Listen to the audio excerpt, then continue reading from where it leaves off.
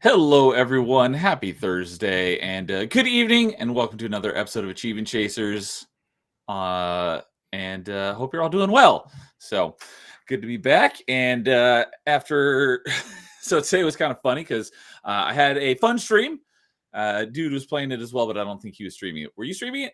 No, I wanted to play this one offline. Okay, so today is the return of my second favorite franchise of all time, right up there, Metroid Prime 4. I did a stream. Dude's playing it as well. I'm only going to be doing my playing of it on my first time through on stream, so I will be continuing that on Monday. I'll be playing it off stream because I wanted to play it as much as I could. Yeah. I was before I decided, I was debating on like what I should do. I was thinking about maybe I'll do an online playthrough and an offline so I can play through it at my own pace. But it's like, no, I'm going to do everything live for my first playthrough. So like any reaction I have is like natural. But yeah, Metroid Prime 4 came out today, and despite all of the controversy, I'm enjoying it for the most part. Yeah, Miles is a bit annoying. But that's about it. Everything else has felt really good so far. So we'll talk about that more. We'll talk about that more later. But he's not even that bad. He could actually grow on me if they write him well. Yeah, he could. He hasn't been too bad. But it did cause some technical difficulties. So I went live. I was live for like 15 or 20 minutes. I started dropping like 50% frames on my stream. So I ended the stream, rebooted my network and stuff.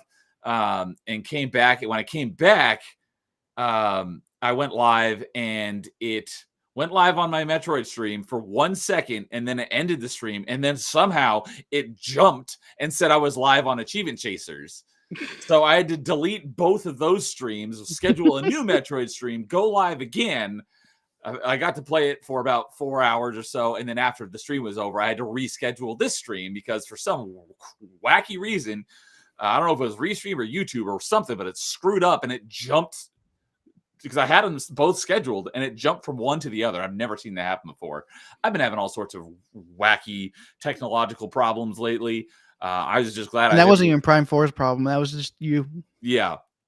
What's funny is that apparently someone in one of the other Discords I'm in, he also streamed it, and his capture card just screwed up on him. He had to reset the capture card because it was actually causing the top of the screen to appear on the bottom of the screen. So like kind of how whenever an old film gets out of sync.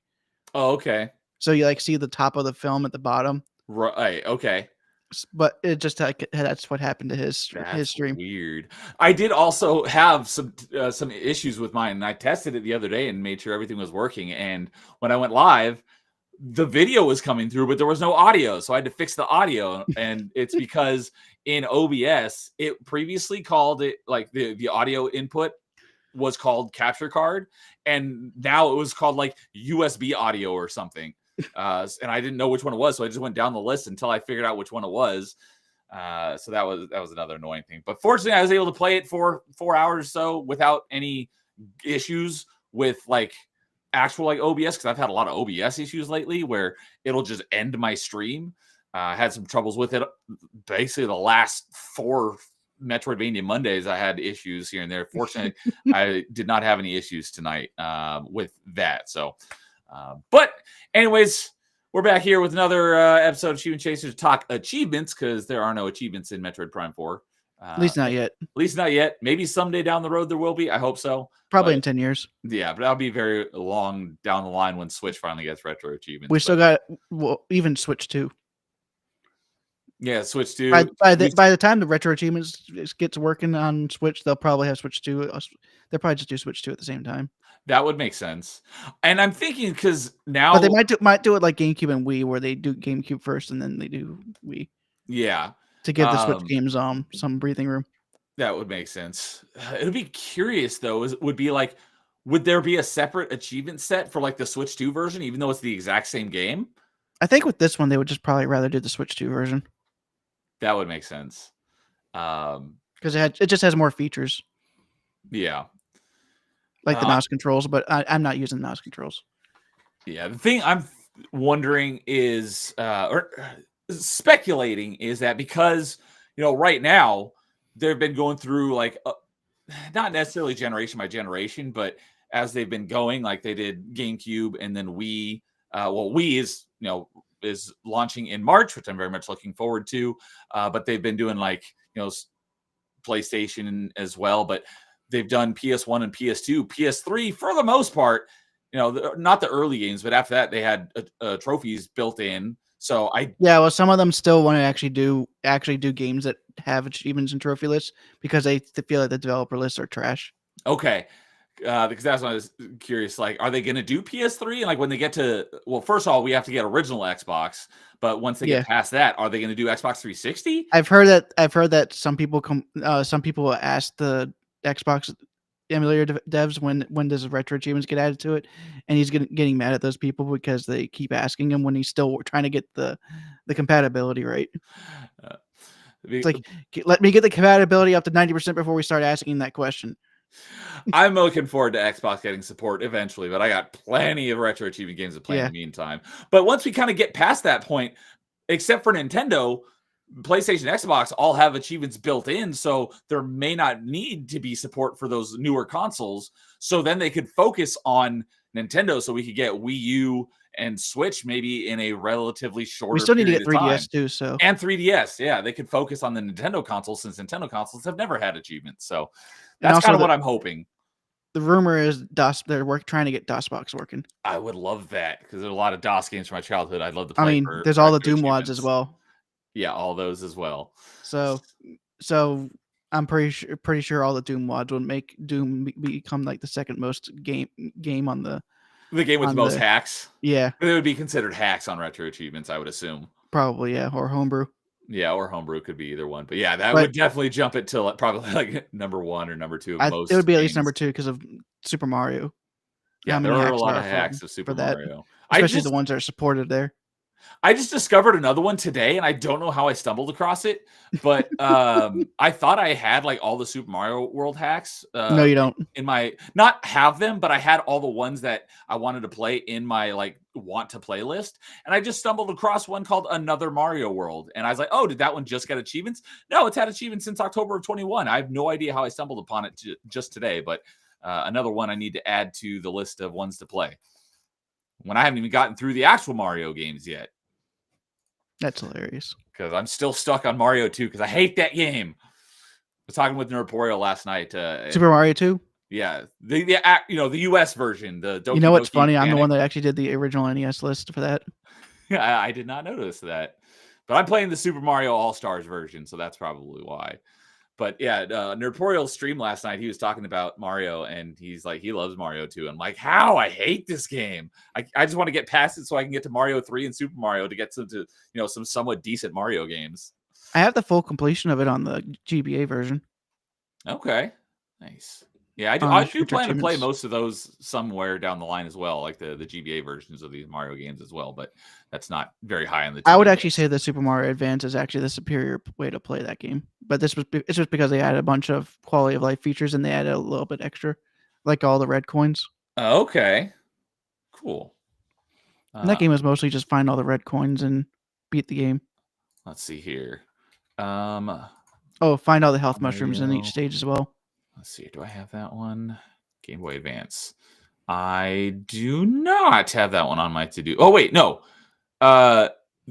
There's Super Mario Advance. Oh, the original Super Mario Advance is Mario 2, right? Yes. Yeah. Okay. I do have that on my Super Mario Advance 2 is Super Mario World. Why Mario didn't they just do them in the correct order? That's so confusing. Super Mario Advance 3 was Yoshi's Island. And then Super Mario Advance 4 is Super Mario Brothers 3. Why is it such a wacky order? Oh, You know what's funny? The only thing that makes it out of order is actually 3. Because they actually did the actual original. There was actually a game that they did a remake for. They did do Super Mario Brothers 1 on the Game Boy Color called Super Mario Brothers Deluxe. oh, I don't think And I that knew even about has that one. the lost levels in it as well.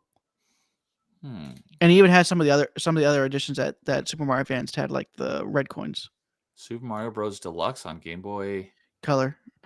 The only Color. problem is that it has a ton of screen crunch. Oh, okay. I didn't even know this game existed. But if it wasn't for the screen crunch, it would probably be considered the definitive version of the game. Yeah, I was not not a Should have an fan of. achievement list. Oh yeah, it does. It's got 34 achievements. I just was not a huge fan of the original Mario, but I did like original Mario 1 better than Mario 2. I do kind in of a lot find it sad ways. that they do not have a picture of how bad the screen crunch is on the retro achievements, Oh, and the little thumbnail. because they have a world map in that version of the game. Yeah. So, anyways, yeah, I discovered another Mario World hack, and yeah, it's been around for a while, and I somehow just discovered it today. Well, I just realized there's 184 games in the Mario Hub on In- retro achievements. That's including the hacks, I don't know if it or is includes the that hacks. that could just be retail games I think it's just retail games with the achievements? subsets. Oh, with the subsets. Okay. Maybe or maybe not. I'd have to look. Oh, it's 213 games with subsets turned on. If I turn on main sets only, it's 184. Wow, that's quite a lot. Now, I don't think that includes hacks. Okay, if you said main set was 180 something. Yeah, there's no hacks in here. Subsets of 213. Add the hacks in. That's probably going to jump it to 500. I was going to say like 400 probably at least. We also have to remember they do have games. They already have pages set up for like 3DS, Wii U, and maybe Switch in here somewhere. Oh, they recently did like a redesign of the website. Are you using that newer version? So my main issue is that I wish there was an easy way to like go to a game and then find all the hacks for that game. There doesn't seem to be a way to find all the hacks for that specific game. It's like you can go to the hub and maybe find like all the hacks for that franchise, but it's like I want all the hacks for just this specific game, and I don't think that exists. Maybe I can ask the person who's putting all the stuff together if they could do if that's in the pipeline. But yeah, I'm liking the new design. It is a nice redesign. And guess who's doing it? It is actually a famous person. I was gonna say it's not Tele, is it? No, because he left, right? No, he's still there. Oh, okay. Then it's actually Bahamut? the documentary the documentary King of Kong. I haven't seen it, but I know of it. Do you know who the guy is that was across from who was considered the villain of Billy's from Billy's side? Maybe if I heard the name, I'd recognize it. I think it was Wes Copeland. Okay, that name does sound somewhat familiar, but if you said that name and who is this person, I would have any idea. But he's the one behind getting the website looking nicer. Oh, interesting. So it's actually someone pretty famous. That's pretty cool. And I have made jokes with him in the Discord. That's really cool. But yeah, there was something I was saying earlier. Yeah, maybe we'll be able to. I mean, if he didn't have his name, if he didn't have his name as his retro achievements profile, I wouldn't say something. But he literally has his name as his it's in his profile. Okay. His name is literally Wes, just Wes. So, yeah. I'm not doxing. That's his online name. I'm not telling you where he lives though. Right. So, but yeah, hopefully we can, as the newer consoles kind of, don't necessarily need retro achievements, they can focus on the consoles that never had achievements. So, yeah. All right. Well, yeah, we both mentioned before we went live that we both don't have a whole lot to talk about this month. I have like 2 things on retro achievements and like 3 things on Xbox. Yeah, I mean, after finishing Ninja Gaiden Sigma, and with the holiday. So did you? Because on our last episode, you hadn't quite finished it yet, right? I can't remember if I finished it before or after the stream. So because the stream I finished it up was 11:20. 11:20, and our last episode of Achievement Chasers was on the 19th. So you did it the day after. So since we're on the topic, why don't you go ahead and kick us off with the wrapping up of Ninja Gaiden Sigma? All I did on that last stream was do the last mission on the 2 hardest difficulties, since you had to unlock them. So they weren't too bad. Yeah, so dude had been working on all of the mission mode, and he was almost done with it. He was on the very last one, which is called Eternal Legend, and it's basically like 5 missions back to back, but it's all one big long mission. Fortunately, there are save points and the store where you can upgrade. But he had to, just like all the other missions, had to do the lowest difficulty, then the next difficulty, then the next difficulty, then Master Ninja. And he had already done normal and hard, so he just had very hard and Master Ninja. So, how was very hard in Master Ninja on that mission compared to what you thought it was going to be going into it? It wasn't too terrible, but I think that the second and fourth sets were actually worse than the final set, and that final set has those 2 annoying bosses. Oh, like phase 2 and phase 4 out of the 5 phases of that mission? Yeah. Okay. And for phase 2, it wasn't even the boss, because I kind of got used to that boss, and it was just all the enemies that are leading up to him and how weak you are at that point still, because you haven't spent a lot of money at the store upgrading your health. I have a very similar thing to talk about on what I'll start off with when I get to it in a few minutes, but like you're starting off super weak, and so the very beginning of the game is actually harder than later on, just because you're later on you have more equipment and stuff. And what's funny is whenever I finally got to the whip chick, I had so many Nempo available. I just used Fireball and just stayed near her to finish it up. I had never thought or seen that strategy used until I watched you do it, and I'm like, that's actually not a bad idea. You know what's funny? I did. I was using a guide whenever I was playing through this game. I just thought of that on my own. I didn't even use the guide. Didn't even tell me to do that. Oh, okay. Because it's like you're going to be constantly doing damage when you're near her, so just stay near her while you have the Fireball up. Yeah, that worked really well. That last one, when you finally finished off that fight on Master Ninja, it just made it look easy. You demolished her and made it look like no sweat. It also did help that I beat the first boss from that group pretty easily too. Yeah, so you had you had a good lead into that final boss fight. Because the first fight is just 4 berserkers, and then since I just used the lunar counter attack spam, they're super easy. Like they're not even a threat. Because when you use whenever you use that idea, you should try it on the OG Xbox version next time you play it. I will. It works.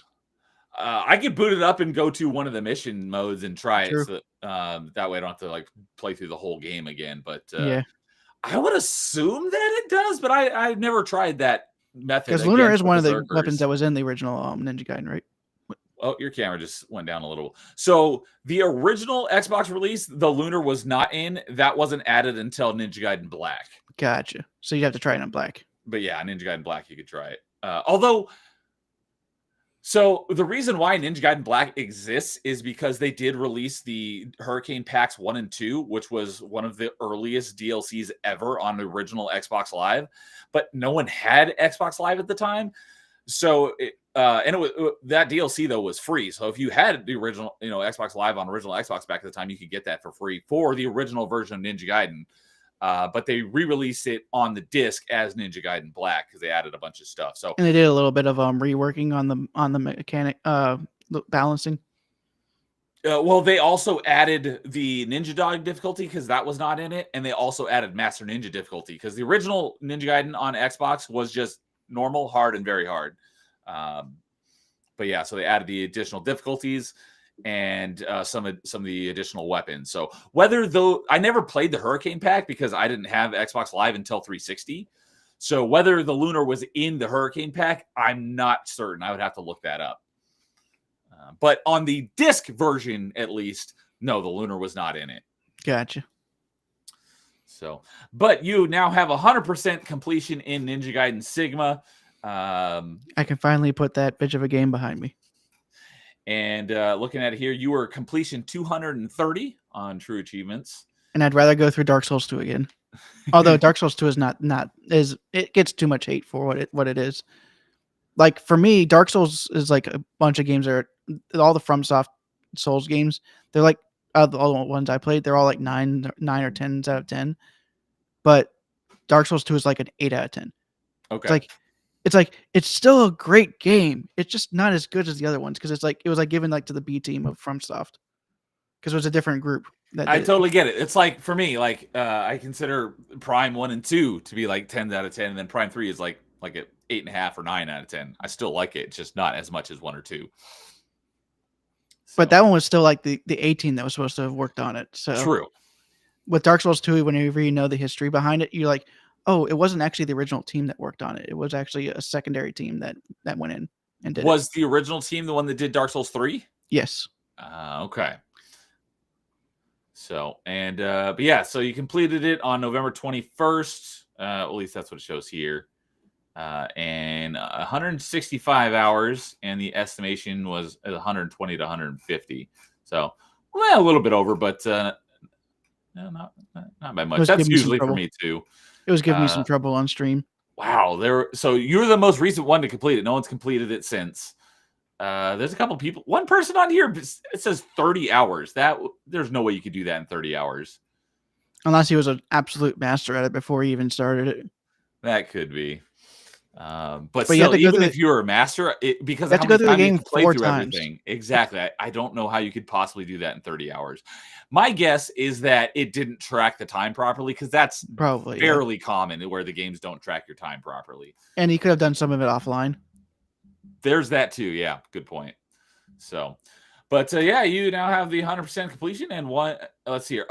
And it is 7600 TA. And there are 46,000 people who have played it on Xbox. So on Metagamer Score, it's worth 90,000 points. That is actually that's actually pretty impressive for that website. Because the only games that really have more than that are usually like compilations, like Master Chief Collection and Rare Replay. Although a couple of the Retro Achievements games have been getting a little bloated because of the set revisions. Oh, okay. Because if a revision comes in and nobody gets the new achievements, then those new achievements get a little inflated. Same thing happens on Xbox, like especially like Minecraft. There's been that one absolutely, but like often there'll be like a game that's on Game Pass, and then after it leaves Game Pass, it'll get DLC, and then no one plays it after that because very few people play it because they didn't actually own it, and so those DLC achievements are worth like way more score than. Not the actual gamer score value, but like the true achievement values is like way bigger than it should be. So, but like for context, the Master Chief Collection is like 1.4 million points on Metagamer Score. So that's almost like a tenth of my entire points from one game. Yeah, but Master Chief Collection is just so big and so many achievements that nobody's gonna get. Then Rare Replay, I got 313,000, but I still got like 42 achievements left. Oh wow. Halo Wars 2 is the first single game that's not a live service. That one's worth 250. Okay. Actually, the Minecraft 360 version is worth 160. Let's see here. Master Chief Collection has almost 740,000 players. Wow, that might be the #1 most played game on True Achievements. Possibly, I'll have to go and look. But there are 3,044 people who have completed it. That's a very small fraction, very small percentage. On Metagamer Score, there's been about 4,700 people, but that's a much smaller group.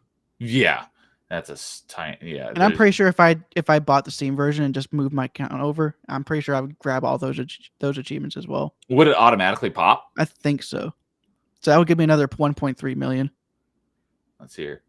Oh, nope. That would have been my guess, though. So Master Chief Collection is the second most played game on True Achievements. The #1 is GTA 5, the Xbox One version, with just under 780,000. And then in third Disgusting. place is Minecraft with 715,000. Halo Infinite, number 4. Interesting. Well, it was free. Oh, that's right. I'm just thinking of the campaign. That part was not free. There are achievements you can get in the multiplayer. Right. Yeah, that's why it's considered free, and a lot of people have played it because of the multiplayer. But the campaign part is the paid part. But it's on Game Pass, so for most people who all my achievements I have left are mainly from co-op. Yeah, and I have not played it yet. We were working on that. We're almost, because we're on Halo 5. For once, I was like, "Hey, I'm available on a Sunday," but no, I don't. I think you were out of town, and I was out of town until the night before, so I didn't know if I really wanted to do a stream right after I came back in because I needed to do laundry. But yeah, Paul's like, "Yeah, that's not going to work." So we'll get to Halo 5 at some point, and then we'll be able to move on to Halo Infinite. Yep, so we got to do a 100% run of Halo Infinite to get all the co-op achievements. At least with 4 people, it's a bit easier. Yeah, that sounds good to me. Hey, one of the achievements is get 5 kills with a gravity hammer while in a warthog. You know Paul's going to want to do that. He'd be like, "Hey, I killed Bliss 5 times. Why don't I get the achievement?" It didn't specify it has to be an enemy. I think it does specify it has to be an enemy. Oh, does it? Let me look it probably does, but that'd be funny if it just says get 5 kills. Like, I didn't kill get 5 5 enemies. kills. 5 enemies, okay. Kill 5 enemies with a sniper rifle from a vehicle. All players aboard the vehicle share progress. Oh, so one person could do it, and then all people in the Warthog get it. Yeah, so we'd have to do like a passenger Warthog for all 4 of us to get it. Okay. So, all right. Any final words on Ninja Gaiden? Screw that game. When are you doing Ninja Gaiden Sigma 2? Or no, you're going to do Ninja Gaiden 2, right? For 360, yeah. For 360. But it is backwards compatible, so that's why I'm doing it that way. Okay. Yeah, I did talk. I do remember that. Even if I wasn't backwards compatible, I could still do it because I still have my 360s. But yeah, I did Ninja Gaiden 2 Black recently, and I enjoyed it, and it was way easier than I expected. So if you want a little bit of an easier time, you could do that one. But like I said, you have to do that one like 8 times at minimum. You're going to have to do a lot of playthroughs on the 360 or 2 Black. They both require a lot of playthroughs. Yeah. But at the very least, the playthroughs don't seem like they're too crazy with what they are requiring me to do. Like, they don't require Master Ninja ranking on all the levels. From what I can see. Not on the 360 version, but 2 Black does. Gotcha. But I think that one has a level select, doesn't it? It does. There's a chapter select. So you have to get, you can do like one level at a time. And if you don't get it, you can just go back and do it over again. So it's not like you have to worry about like saving in the wrong spot and screwing yourself out of that playthrough. But I thought I'd do something easy and do a Kingdom Hearts for PS4. Okay. That way Kay can see how she's messing up the game. So, all right. So I'll probably start streaming that one tomorrow night. You'll start Kingdom Hearts tomorrow? Yep. I'll be playing it from PS5 though, not a PS4. And which Kingdom Hearts is it? The first one. Okay, so you can play the original PS2 game? No, it's the PS4 remaster. Oh, I didn't know there was a PS4 remaster. Gotcha. Well, originally it was remastered for the PS3. But the PS3 and the PS4 are different stacks. Oh, okay. And I've already done the Xbox One version. Okay. So at that point, it was like either Steam or PS4. Yeah, PS4 would probably be a little bit easier on the hardware. A little bit. So, all right. So, as for myself, I'm going to do the same things I've been doing. I'll start with the retro achievement stuff from beginning to the end of the month, and then I'll do my Xbox stuff, but I don't have a whole lot to talk about on either. I spent, for the most part, the only thing I actually played in November for retro achievements is Ultimate Doom, and that's actually a ROM hack of the original Doom. I mentioned this, and it's because the original Doom GBA version, that is, only has 3 of the 4 episodes. I'm kind of regretting doing this. I kind of wish that I had just done the original version. I think that it was because of space limitations on the cartridge. So someone modded it, did a hack to add that 4th episode back in, because that is the full experience of the original Doom. So that's why I decided to do that one. And basically for the 100%, it's got 118 achievements. So every level in the game has 3 achievements, one for beating it on normal, which is what I'm doing because there's an achievement for beating every level, or the story completion in retro achievements is for completing every level on normal. So I've been playing through it on normal. And then additionally, there's an achievement for every level for beating it in under the par time, but that can be done on any difficulty, so that's not too bad. And then there's also an achievement for getting 100% of items, kills, and secrets, and that fortunately can also be done on any difficulty. So I'm obviously going to be doing those on I'm Too Young to Die, or whatever the easiest difficulty is. For the most part, normal hasn't been too bad. There was the beginning. So as I was alluding to when you were talking about the Eternal Legend mission on Ninja Gaiden Sigma, where at the beginning of the mission is the most difficult because you're so weak and you haven't been able to level up, or not level up, but haven't been able to buy any upgrades or anything yet. Same thing with Doom. So there's 4 episodes. At the end of each episode, when you start the next one, you have none of your equipment. So you're starting with just your pistol. So it wasn't. At least you get usually get the shotgun really quickly though. Yeah. So obviously the beginning of the game, that's how the beginning of the game starts. Episode 2 wasn't a big issue. The first level of episode 3 was a royal pain in the ass because there's so little ammo on that level, and there's so many freaking enemies. I just had to sprint through half the level and get to the end. I didn't even end up bothering fighting all the enemies because I was like, I had like 5 HP left. I'm like, screw it. There's the end. I'm going to see if I can get there so I don't have to do this for the 20th time. The whole reason why I've never done Doom 2, the re-release on Xbox One, is because they have an achievement for beating the game on Nightmare in co-op. And there's no online multiplayer. There's no online multiplayer. It's couch co-op only. So it's like literally me just playing with 2 controllers with the increased respawn rate because they're accommodating for 2 players. Yep. So if there's some way we could trick it into thinking it's split screen, I would totally do that. Or online, you mean? With you. Like be able to play it online, but trick it into thinking it's split screen somehow. I would totally be down for that because I've played that version and I don't plan to ever get that achievement. One time I tried it with a friend, and what I did was I streamed it on Discord, and I would do it in a way that he had control of the first player. I think I remember you mentioning this. There was something. No way, it might have been Mixer. Because Mixer did have a share controller feature, so you could give it to someone else. So I literally gave him the first player controller, and I would play the second player. Yeah, if we could come up with some sort of scenario like that. It was stupidly laggy, though. I would assume the lag would be so bad, but I would do it with you because I've played that version. I don't plan to get that achievement because it's couch co-op only. That'd be the only way you'd be able to get it. Probably. Unless we live close by. Yeah.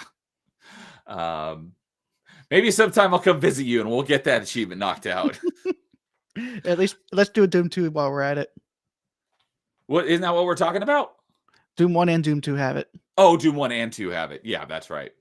But anyways, I made it through Doom episode 3 on normal. I'm really close to the end of the game, but I'm stuck on Doom episode 4 because episode 4 is just stupid hard even on normal difficulty. It took me like 30 tries just to beat the first level because again, you start out with nothing. There's almost no ammo on the level, and it's got crap loads of enemies. And there's a point of the level where it spawns 4 barons, and the level is super small, so you have like nowhere to go. I finally figured out that when they spawn, you have to literally sprint to the other side of the map before they like box you in and immediately kill you. And that's the only way that you can actually get them to come at you one at a time, and it makes it doable. And there's this one part where the room, like the walls go up. And so I thought you had to like sprint through it before the walls come up. And then I got trapped in this little room and I couldn't go anywhere. So I got soft locked, had to start the level over again. Then next time I could send you a video that shows all the soft locks in the original Doom. No, thanks. I'm okay. So then next time I went in. And what's funny is I think it got shared in that art retro achievement website or Discord I'm in. The secondary one. Okay. And I was like, and I just said, so when are we getting a soft lock subset Softlock subset, please no. I mean, that wouldn't be too bad. It would just be funny. You have to force yourself to get soft locked. Some of them are just literally saving and loading while you're on top of boxes. Well, I don't know. I don't remember how it works on the original Doom, but in this version, you can save anywhere. But when you load your save, you don't pick up where you left off. It always starts you at the beginning of the level. So I thought when I was first going through it, I'm like, okay, I'll get to the end of the level. I'll hit save, and then I'll move on to the next level. And then I can just reload my save and just go back and get any kills or secrets that I missed, beat the level. And if I didn't get it, just reload my last save and go and mop it up again. And then I found out, no, you can load your save and you'll have all the same amount of ammo and health and armor you had, but you start at the beginning of the level and all the enemies respawn. So it basically it keeps like your ammo and stuff, but it restarts you at the beginning of the level. So it's only so you can keep your progress in that episode. And then every time you shut the game, you keep your ammo, but anytime you load your save, you lose any armor and additional health you have. So you go back to 100 health and 0 armor, even if you saved it 200 health and 200 armor. Oof. But you do keep your ammo. So that is at least the one saving grace. So I was thinking, I'll just save at the end and then I'll beat the level and then see if I got 100%. And if not, I'll just reload my save. Nope. You got to start the whole level over again. So you got to be really, really precise to make sure you got everything, which is a pain in the butt because there's no indicator at all telling you whether you've got 100%. You just have to hope that you got everything. And then if not, do it all over again. So I did get the 100% achievements for all of the levels in episode 1, with the exception of the final episode, mission 8, which is because each episode also has E1M8. Yeah, E1M8. Each of the 4 episodes has an additional hidden 9th level, but you have to find a secret exit in one of the levels 1 through 8 somewhere to unlock it.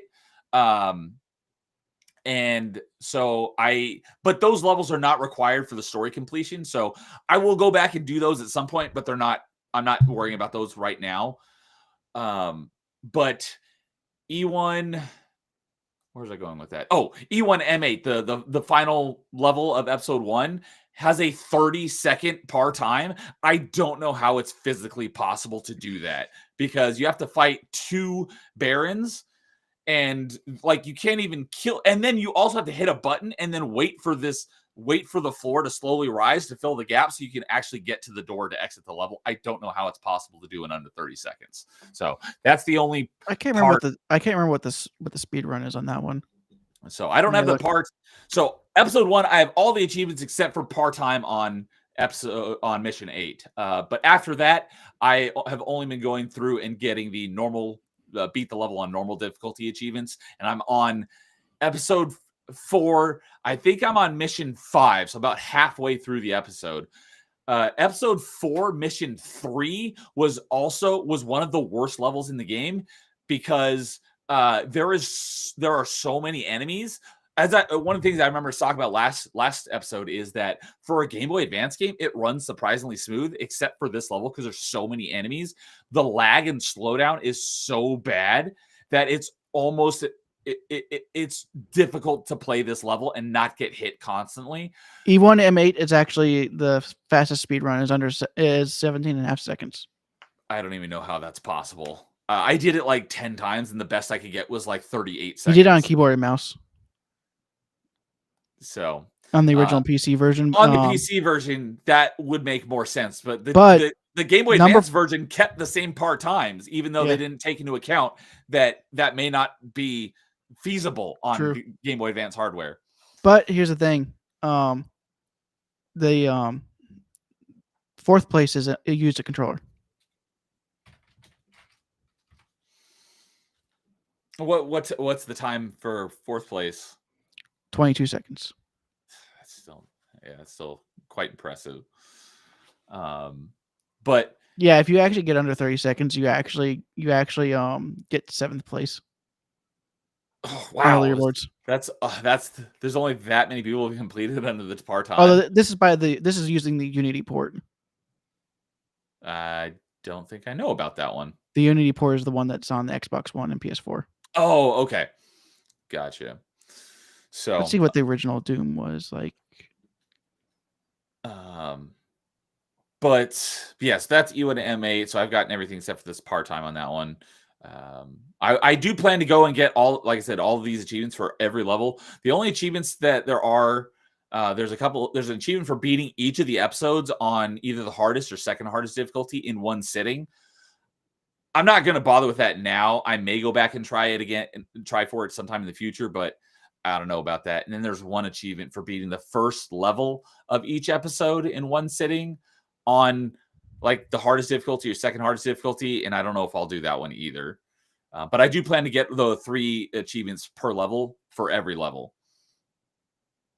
So you find what you were looking for? Oh, apparently there are people who speed run on the GBA version. Not surprising. Not that many though that do it. And I don't see any runs for this specific one. For the Ultimate Doom hack? No, I'm talking about just this E1 specific M1 level. I'm still looking for E1 M1. Okay, because yeah, as far as I can tell, the levels are exactly. There the aren't same. many people. There aren't many people that are actually running it. So yeah, as far as only one person has been running it. So so what I've been doing for a few of those 100% achievements, I'm actually watching someone play the original version, and it's exactly the same as the original version. And I think that the original GBA version and the version I'm playing, the Ultimate Doom, for the levels that are in both, which is episodes 1 through 3, I think the levels are all exactly the same in all 3 of those versions. And then, like I said, just the original release doesn't have that episode 4, but the episode 4 in this Ultimate Doom hack, they're the exact same levels as they were in the original Doom. So I'm just watching people play the original Doom for tips and stuff and to help me get through it. But anyways, on E4 M1, as I'm talking about, there's a part where it spawns 4 barons. There's a part where the walls come up. So I thought, all right, last time I sprinted to get to the other side and I got trapped, so I'll go slowly. And then I got crushed by the wall between it and the ceiling. And then I found you have to like go in the room and back out real quick so the walls go up, and then there's a button outside you hit to lower the walls. So finally, after many tries, I finally beat that one. That was just on normal difficulty. I can't imagine how difficult it is on the hardest difficulty. But the second level, or the second or third level in episode 4, it was so difficult just because how much slowdown there is, because there's so many enemies and the frame rate chugs to a crawl. That's a one again where after like a dozen tries, I finally got to the end of the level. I opened the door and there was like 10 lost souls there. I'm like, and I had like 10 health left. Oof. I'm like, I'm just gonna book it I know the button on the other side of the room ends the level, so I just booked it and tried to get around them. And I was like, my heart was racing because one hit probably would have killed me. Fortunately, I got to the button. I hit the button before I got killed, so I was able to move on to the next level and then save, then reload my save and get all my health back. But I don't remember which level I'm on. I'm either on level 4 or 5. I'm like right in the middle, and I haven't played it in like a week and a half or 2 weeks, just because I've just been so defeated by the game. Not defeated, just I've had zero motivation to go back to it. But I do need to, because as I mentioned, my goal was to get through all of them and then get through Doom Dark Ages before the end of the year. That's not going to happen. I gave up on that. I am still going to go through them all in the correct order. But it's not going to be before the end of the year. And then once I finish with Doom, then I'm going to do the same thing with Zelda, because I want to get through, up to like Twilight Princess, hopefully before March, so I can play Twilight Princess when Wii gets retro achievement support in March. But yeah, so I'm getting really close to. Oh, you know what? I can look it up because I can see exactly what the last achievement was that I got. So the last achievement I got was completing E4. Really? I thought I was farther than that. So I've only done the first 2 levels, E4 M2. So I'm only on E4 M3. So I still have most of episode 4 to go. It's just I've just been so the motivation. I've had the wind taken out of my sails, even though I'm only playing on normal. Normal is so freaking hard on this last episode. It's did I at least help you get your win back for the other game that you lost? Actually, no, it doesn't look like it did. Mario? No. All right. No. Which Zelda? Oh, wait, it looks like it did actually. you have. I just haven't had a chance to play it yet. So, but yeah, for Oracle of Seasons, I haven't played it yet since we last talked. Yeah, okay. But yes, you have restored some of the wind to my sails on that game. I just haven't played it yet because I've been trying to focus on getting Doom taken care of.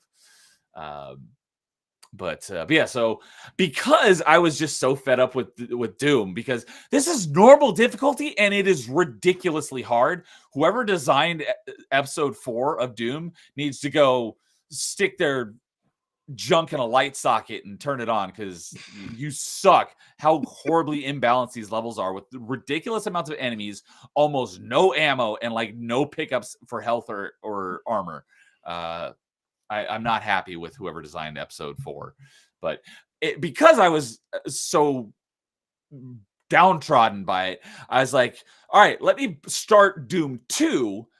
And because the achievements for the Doom 2 I'm playing Doom 2 the way it did, so it's also a hack of Doom 2 on GBA. But I picked this one because it's actually a relatively easy completion. And they have an achievement. I mentioned it. They also have an achievement for each level for beating it under par time, and then an achievement for getting 100% secrets and kills, but not all the items. So that is a much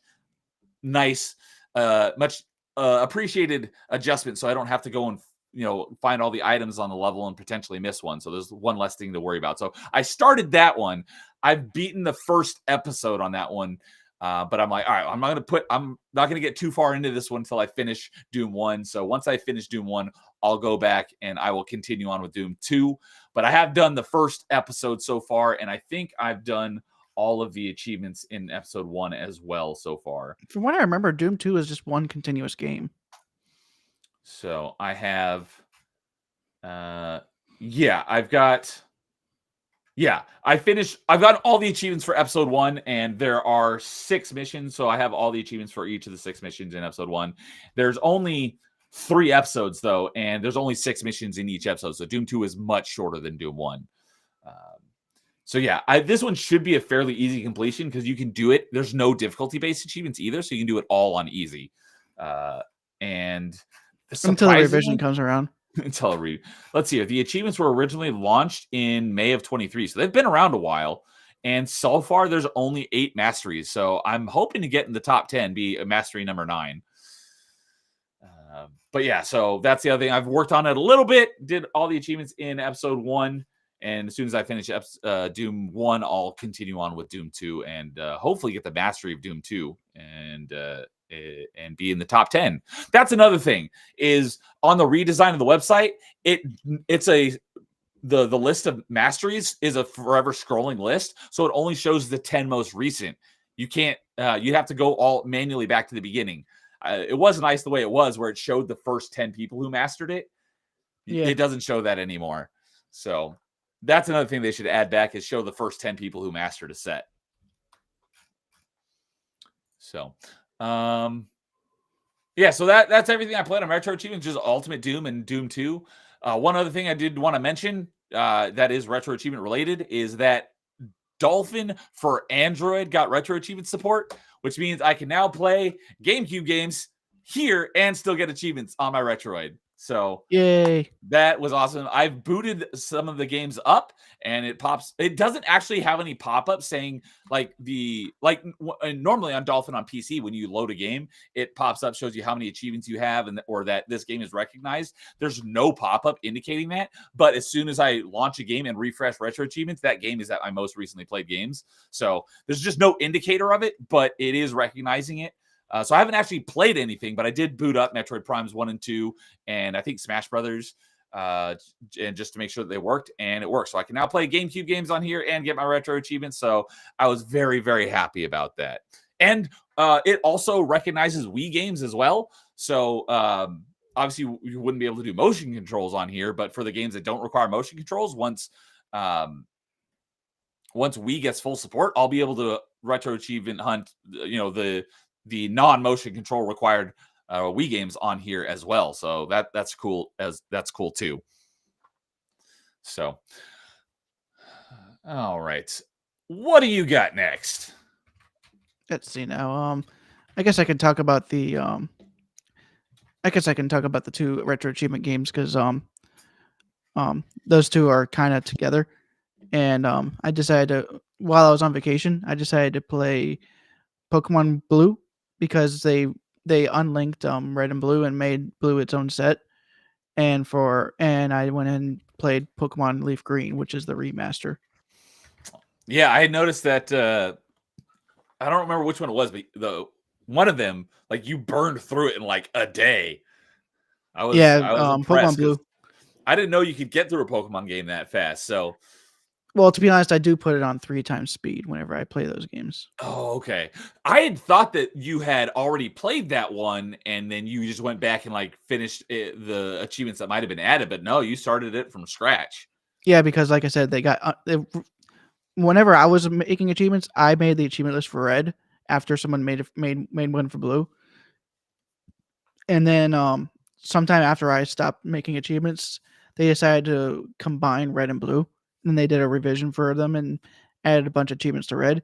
Well, after all the people were like, "Wait, why is only Gen 1 the one They haven't done it with any of the other generations. Yeah, they haven't merged any other generations, so they decided, okay, let's make a whole new set for Blue. So that is kind of dumb. It's like, why would you merge them? It's like they're almost essentially the same game, to be honest. I mean, I understand that they're essentially the same game, but why not have multiple sets? You know, have a set for red and a set for blue and a set for green and a set for yellow. And, you know, if people want to do it, why not? Yep. So they unlinked them and made a new set for Blue, and I went and rushed through it. It was pretty much an easy set because there wasn't many missables.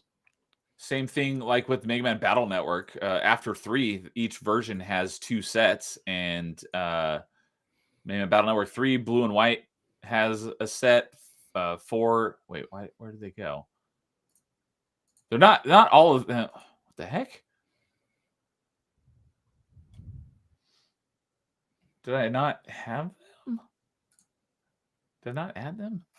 Let's see here. Hold on. Mega Man Battle Network.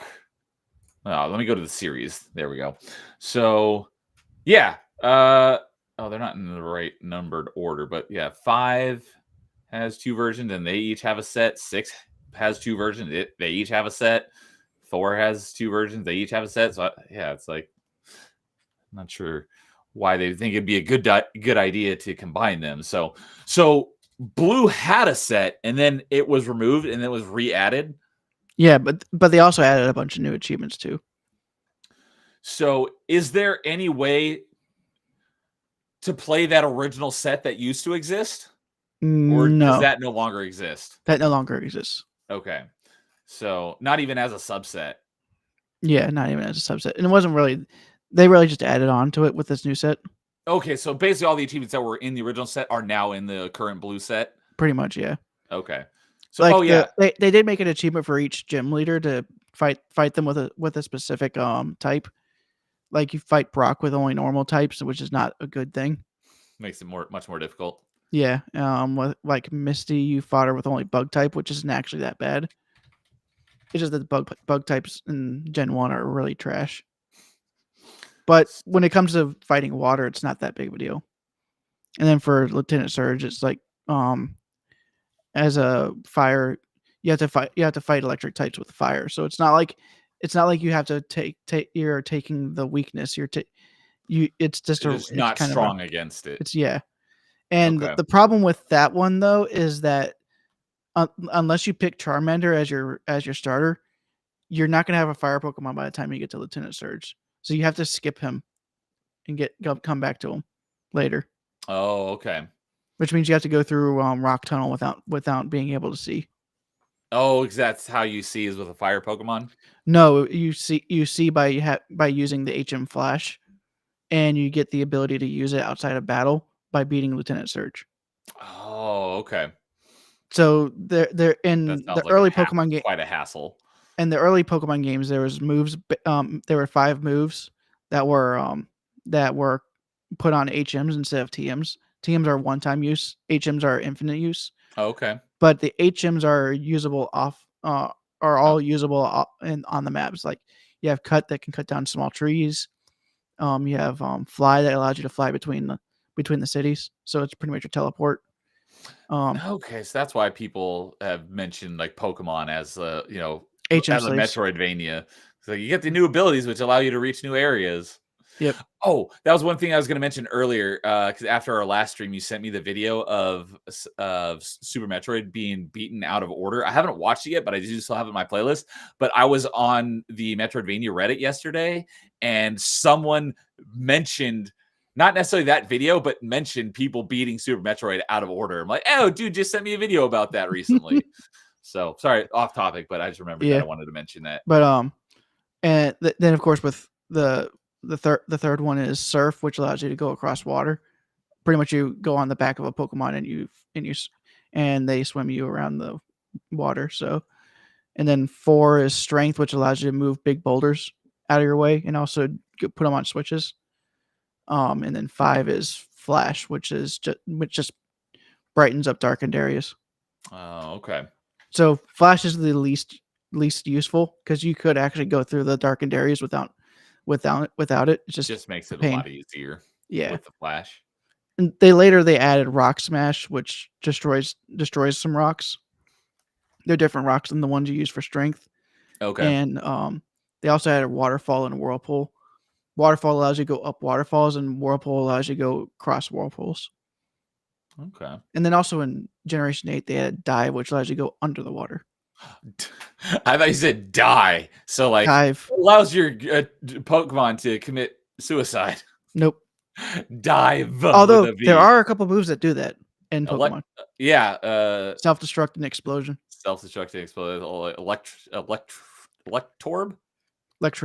Electrode. There's plenty of other Pokemon that do that. Voltorb, that's the one I was thinking. That one too. Electrode is the evolution of Voltorb, so. Okay. Yeah, that's like I just don't know which one is which, but I knew which Pokemon. And what's funny is Explosion in the early generations was actually a really good strategy because not only did those moves have a really high base power for the move, like most moves that Hyper Beam, the one where if you use it, you have to recharge the next turn. That one has a base power of 150. Okay. Explosion has 350. But it's one-time use, right? Also, another thing is that it also whenever it does a damage calculation, it halves your opponent's defense. So technically, it's actually double damage. So technically, it's a 700 base power. So, because I've never played it, but like, is that Pokemon like gone, or can you revive it? You can revive it. Okay, so it's not like it's actually gone forever. So I know in Gen 1, because Mewtwo is so overpowered, some people would actually just use an Electrode with maxed out speed and just explode on it to try and kill it in one turn. I was just thinking, like, what if you did just like a whole team of six of those? The craziest thing is, and I think in Pokemon Coliseum during one of the I think there's like 100 trainer tower. I think one of the trainers actually uses that strategy. That would be it's like the last one. It's like, oh, F you. There's like no way to beat it. Well, the only way to beat it is to have Pokemon that can resist it. Because Explosion, since it's a normal type move, Ghosts can't get hit by it. Oh, okay. So if you have a Ghost type Pokemon, they just laugh at it. That's why Gengar was so one of the reasons why Gengar was used a lot in the early gens. Okay. I mean, Gengar has been a really good Pokemon other than that, but that's if you know your opponent's about to go boom, just switch in Gengar and they just wasted their Pokemon. Nice. So, okay, so looking at Pokemon Blue, it has 2 subsets. Interesting. So it's got 3 sets. There's a subset called Pokemon Professor Oak Challenge. Yeah, I saw that. Pretty much what that does is it requires you to get every Pokemon before you get a gym badge. I remember you telling me about that. This also means that if you whenever you get Charmander at the beginning of the game, you have to evolve it to Charizard before you even beat the first gym. That sounds like a royal pain in the butt. Yeah, because you got to get to level 36 on Pokemon that are like less than level 10. Ugh. So it's just a major grind. It's easy, but it's a long grind. Yes. So, but yeah, so looking at here, it says beat the game is about 13 hours and the mastery is only just under 20 hours. That seems pretty short for a Pokemon game. I thought they were much longer than that. Talking about with But maybe that's because all the people who played it like know this game like the back of their hand, and they know how to master it quickly. And it also does help that one of the most famous glitches in gaming is not You could do it accounted for. You could do it to help speed it up. Is it the missing Yeah. no glitch? Yes, because it makes you do. It's pretty much you use it to dupe your items. Okay. Did So you pretty do much that? everyone. I did eventually do that whenever I got to it, but you have to get like to the you have to be able to fly and surf. So that's pretty much at the end of the game. Oh, okay. So it's not like it's just makes it a cakewalk the whole time. Yeah, you still have to go through the game like normal. Okay. So, oh yeah, that was going to say, you said that it got a set added, and that set was August of this year. So that new set has only been around for a couple months. Yeah. And there's almost 500 completion masteries now. That's at 498. What was there anything that was too terribly difficult or extra grindy? Anything that kind of stands out? Nothing really, because once I was able to get to Cinnabar and I did that trick, it was pretty easy because I could just set up the teams I needed for the Elite Four challenges, because they actually added a couple of challenges to beat the Elite Four with. Like let me see. Oh, there's a couple of achievements specifically for how you beat them. Yeah, with which Pokemon you use. Okay. Let's see now. There are 90 achievements total in the base set for Pokemon Blue. So yes, and most of the missables are around the gym leaders beating them with specific Pokemon and getting every optional item and optional trainer on in areas where you can only be there once. Like the SSN, you're only whenever you get the HM cut, if you leave the boat, it'll leave the harbor and it'll never come back. And then you soft locked yourself, or you don't soft lock yourself, but you can't get any of the items or trainers that were on the boat that you missed. Okay, so you have to start the game over again yes, for certain achievements. Yeah, but luckily that's not too far in the game because it's right before the 3rd gym badge. Okay. Yeah, something like that's annoying. It's like, why would you have to make it? It was the first Pokemon game, so yeah. Is there a lot of that in later Pokemon games, or did they get better about that? They tended to get better for that outside of whenever you beat the bad teams, because like whenever you beat the leader, they're kind of gone. Okay. So it kind of makes sense for those, but outside of those areas, they're pretty good on that. Gotcha.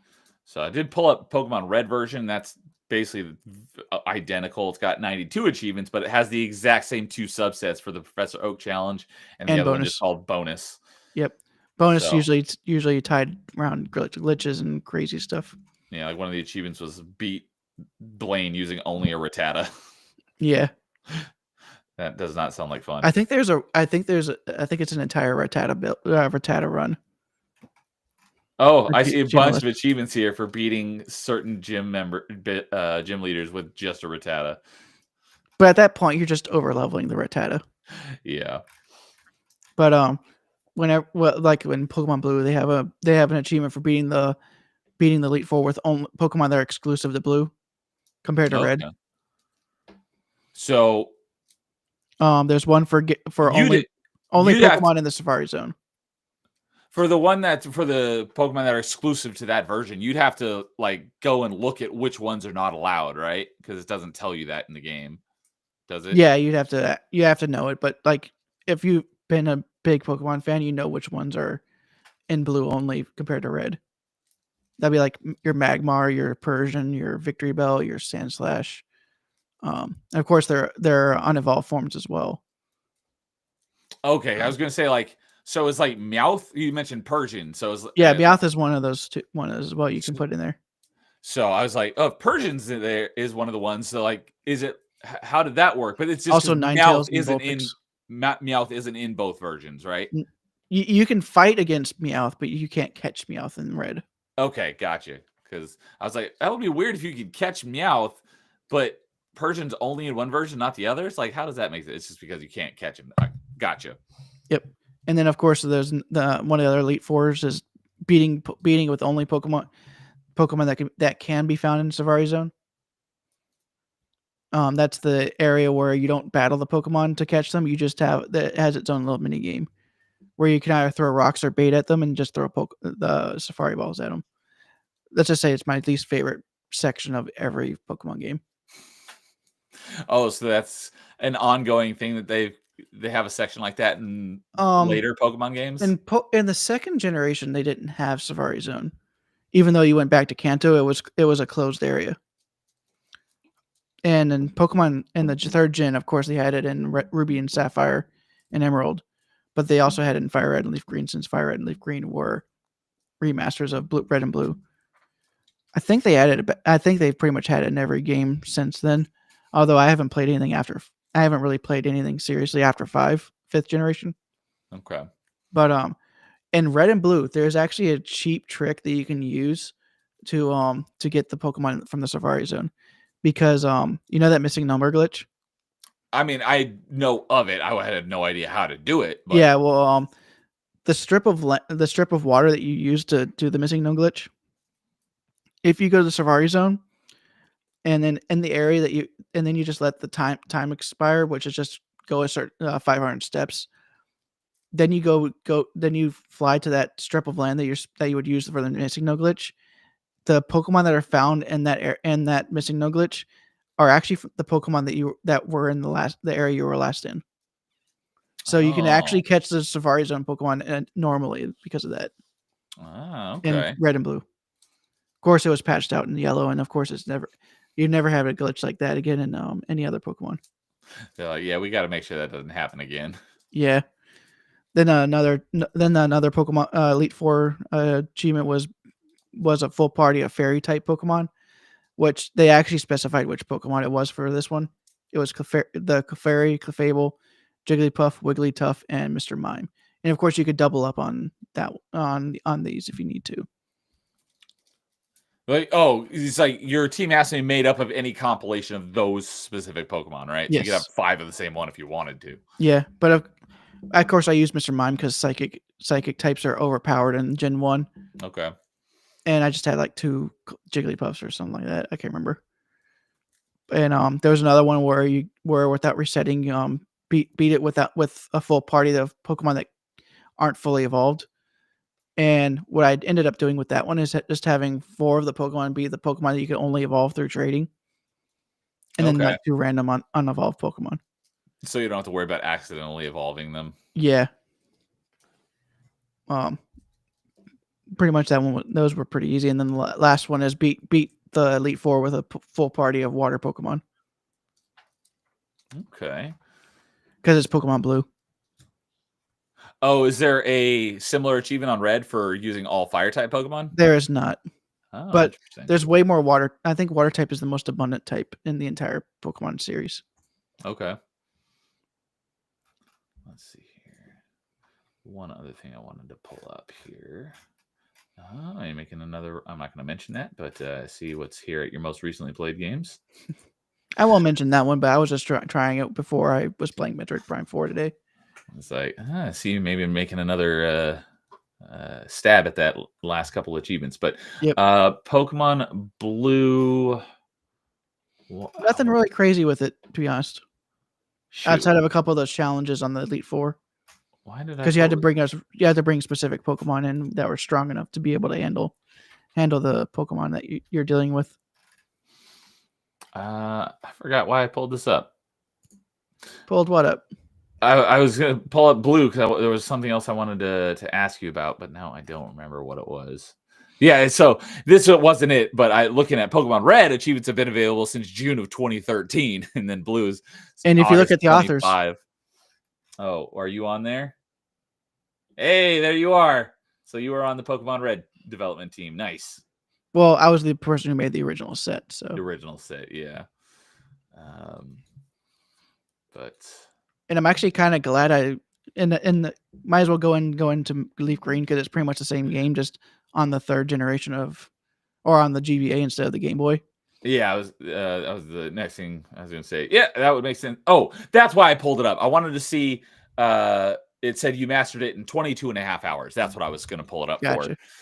So that's pretty good. Yeah, when I saw that, I was like, wow, that's really fast. But he knows his Pokemon, so he's able to get that pretty quickly. And most of the achievements in LeafGreen were most of the missables were like beating all the trainers in the gyms. Because if you beat the gym leader before beating all the gym trainers, those trainers don't fight you anymore once you beat the gym leader.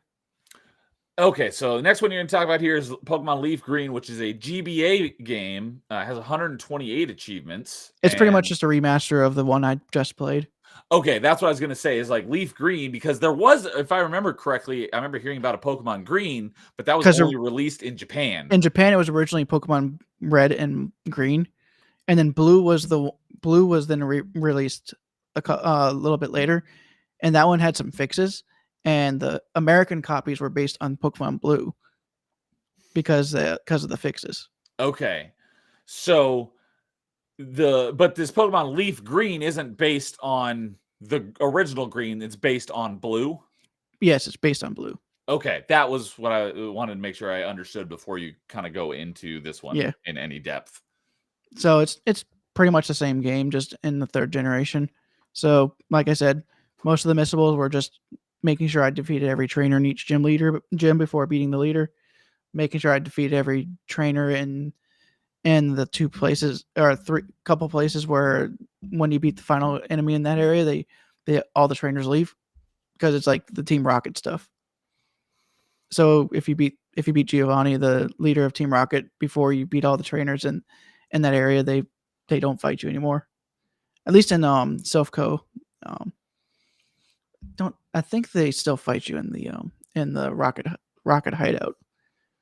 But it was pretty much just the same thing, just keep going through the game. And since there was no requirements on the gym leaders, I could just overpower my starter or just use my starter throughout the game. Okay. So I pretty much, by the time I was done with the game, my starter was like level 97. So,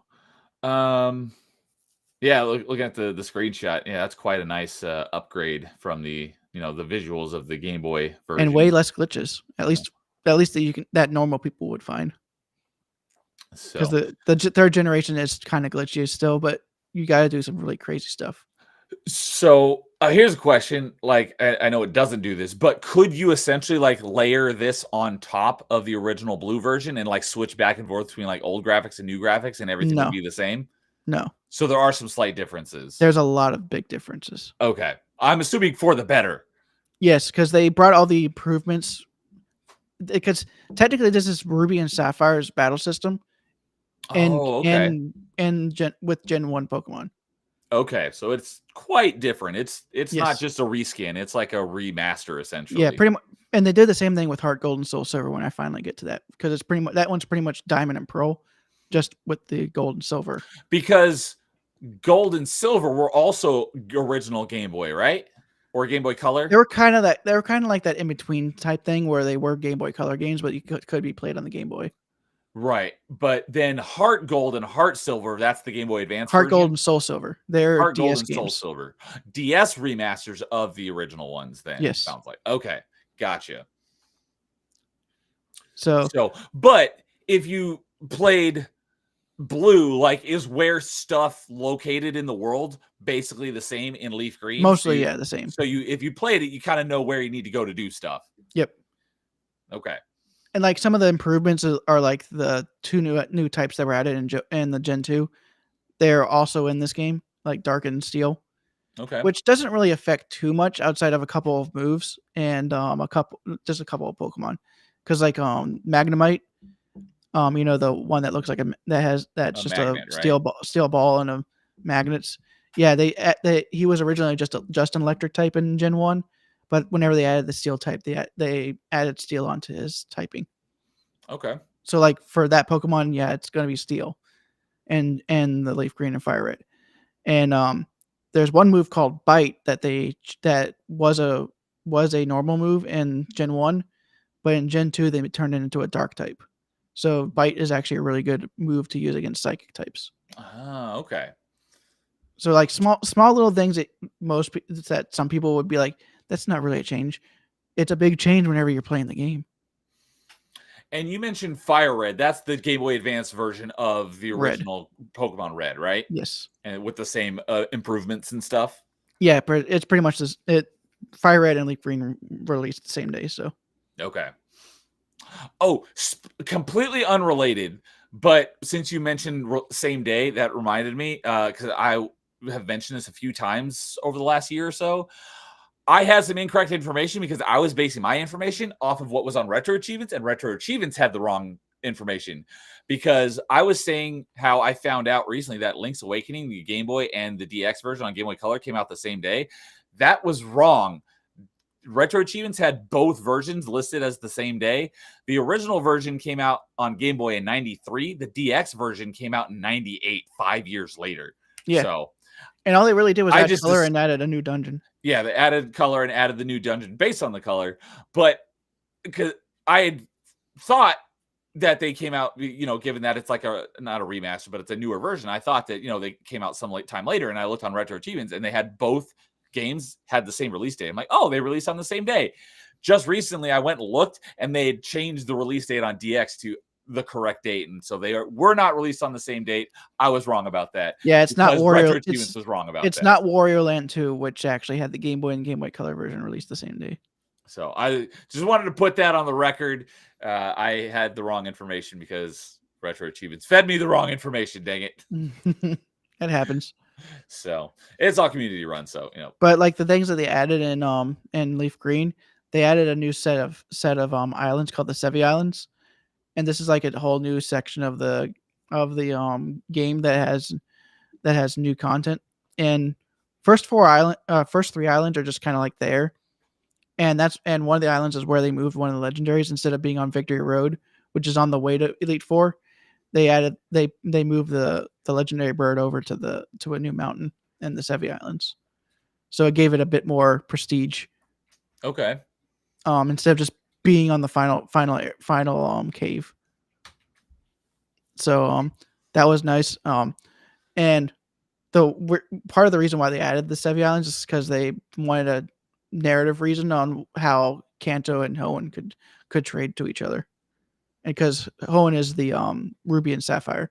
Oh, okay. So it's a little bit of connecting lore between the two regions. So pretty much the guy in the Sevi Islands is working with the guy who does the box system for the Pokemon, and he uses two Ruby and Emerald, Ruby and Sapphire that you find on the Sevi Islands to power a machine that allows you to trade with Hoenn.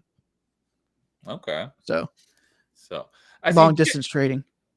Okay. I see Jeff in chat from Sons and Shadows. What's up, Jeff? Good evening, buddy. Good to see you. Hello, Jeff.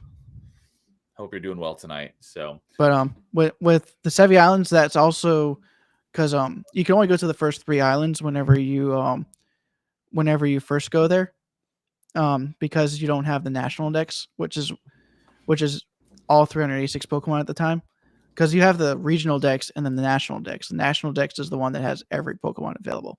Okay. Whenever they started doing the national dex, but and Fire Red and LeafGreen, you had to beat the Elite Four to unlock the national dex. Oh, okay. Although the worst part about that is some Pokemon in Gen 1 evolve into Gen 2 Pokemon, but because you don't have the national dex, they can't evolve until you get the national dex. Why would it matter if you have the national dex on whether they can evolve or not? The only time that's ever been a problem is in Fire Red and LeafGreen. I mean, it makes sense for gameplay wise, but like that makes no sense. Like just because I don't have this information means that they can't evolve. That's dumb. And also the two Pokemon that do evolve like that you can get, because like one other Pokemon they evolve through a Sunstone, and you can't get a Sunstone until like they only put a Sunstone item in one of the later islands on the Sevi Islands. So that kind of makes sense. But the other two, they evolve through friendship, which means that you have to bring their friendship up to a certain point and then level them up one time, and then they evolve. Well, if you don't have the national dex, they don't evolve. Oh, here's a question. So let's say you fulfill those requirements and level them up. Since you don't have the national dex, they don't evolve. Are they broken at that point, or once you get the national dex, do they automatically evolve, or do you have to level them up again? Or you have to level them up again for it to try again. Okay. So even So if if you you get them pass the level, requirement, you can still level them up again, assuming you haven't hit the max level. If you hit the max level, then you're kind of screwed. But that yeah, would if be you get very max difficult. level, yeah, it's really difficult to get that because I had to go through the entire game with one Pokemon to get to level 97. And that was using experience share to evolve other Pokemon though. Okay. So he wasn't taking all of the experience, but he was taking half the experience of Okay. every battle. And that, yeah, because the 99 is the max, right?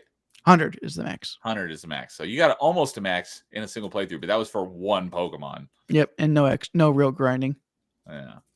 So, okay, so you got knocked out Blue and LeafGreen. Looking at LeafGreen, it also has a couple subsets. It's got the Professor Oak Challenge, which is 136 achievements.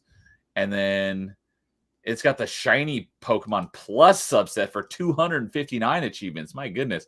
Holy shnikes, that is a ratio of 4,400. Well, it's because subsets also take into account the people who play the main set. Right. But nobody is crazy enough to go for those achievements in that subset. So there's an achievement for looks like every Pokemon for getting a shiny version of it, and like one person has this at like 21,000. 9 people have it, which is why the ratio is so high. I don't know anything about shinies. What does that entail? There is a 1 in 65,000 chance that a Pokemon is shiny. 65,000? Yes. Holy crap. And What? this subset makes it so you have to find every individual Pokemon as a shiny. That would be insane. Is there no one's mastered it. It only has 71 people who played it. The highest 741 741 points out of 6,000 for this one guy. That's crazy. So here's another thing. Does shiny actually do anything, or is it just like it's just a different color? It's a different color, but it doesn't change its abilities or anything. Nope. So it's completely cosmetic. Yep. And I have probably found 3 shinies in my entire playthrough of all my Pokemon games. All of Pokemon. Yes. Not just this one game. That's not counting the one guaranteed shiny you get in Gen 2. That's okay. Oh, that's where the Red Gyarados comes from. Red Gyarados. Okay, I've seen that before. Here's another thing: is all these achievements say wild shiny? Is it possible to do a non-wild shiny? During the tower section of the end game, there are a couple of trainers that actually have a shiny Pokemon. Okay, so it is possible. So if you could get their Pokemon, then there's glitches to get their Pokemon, but you can't get them under normal circumstances.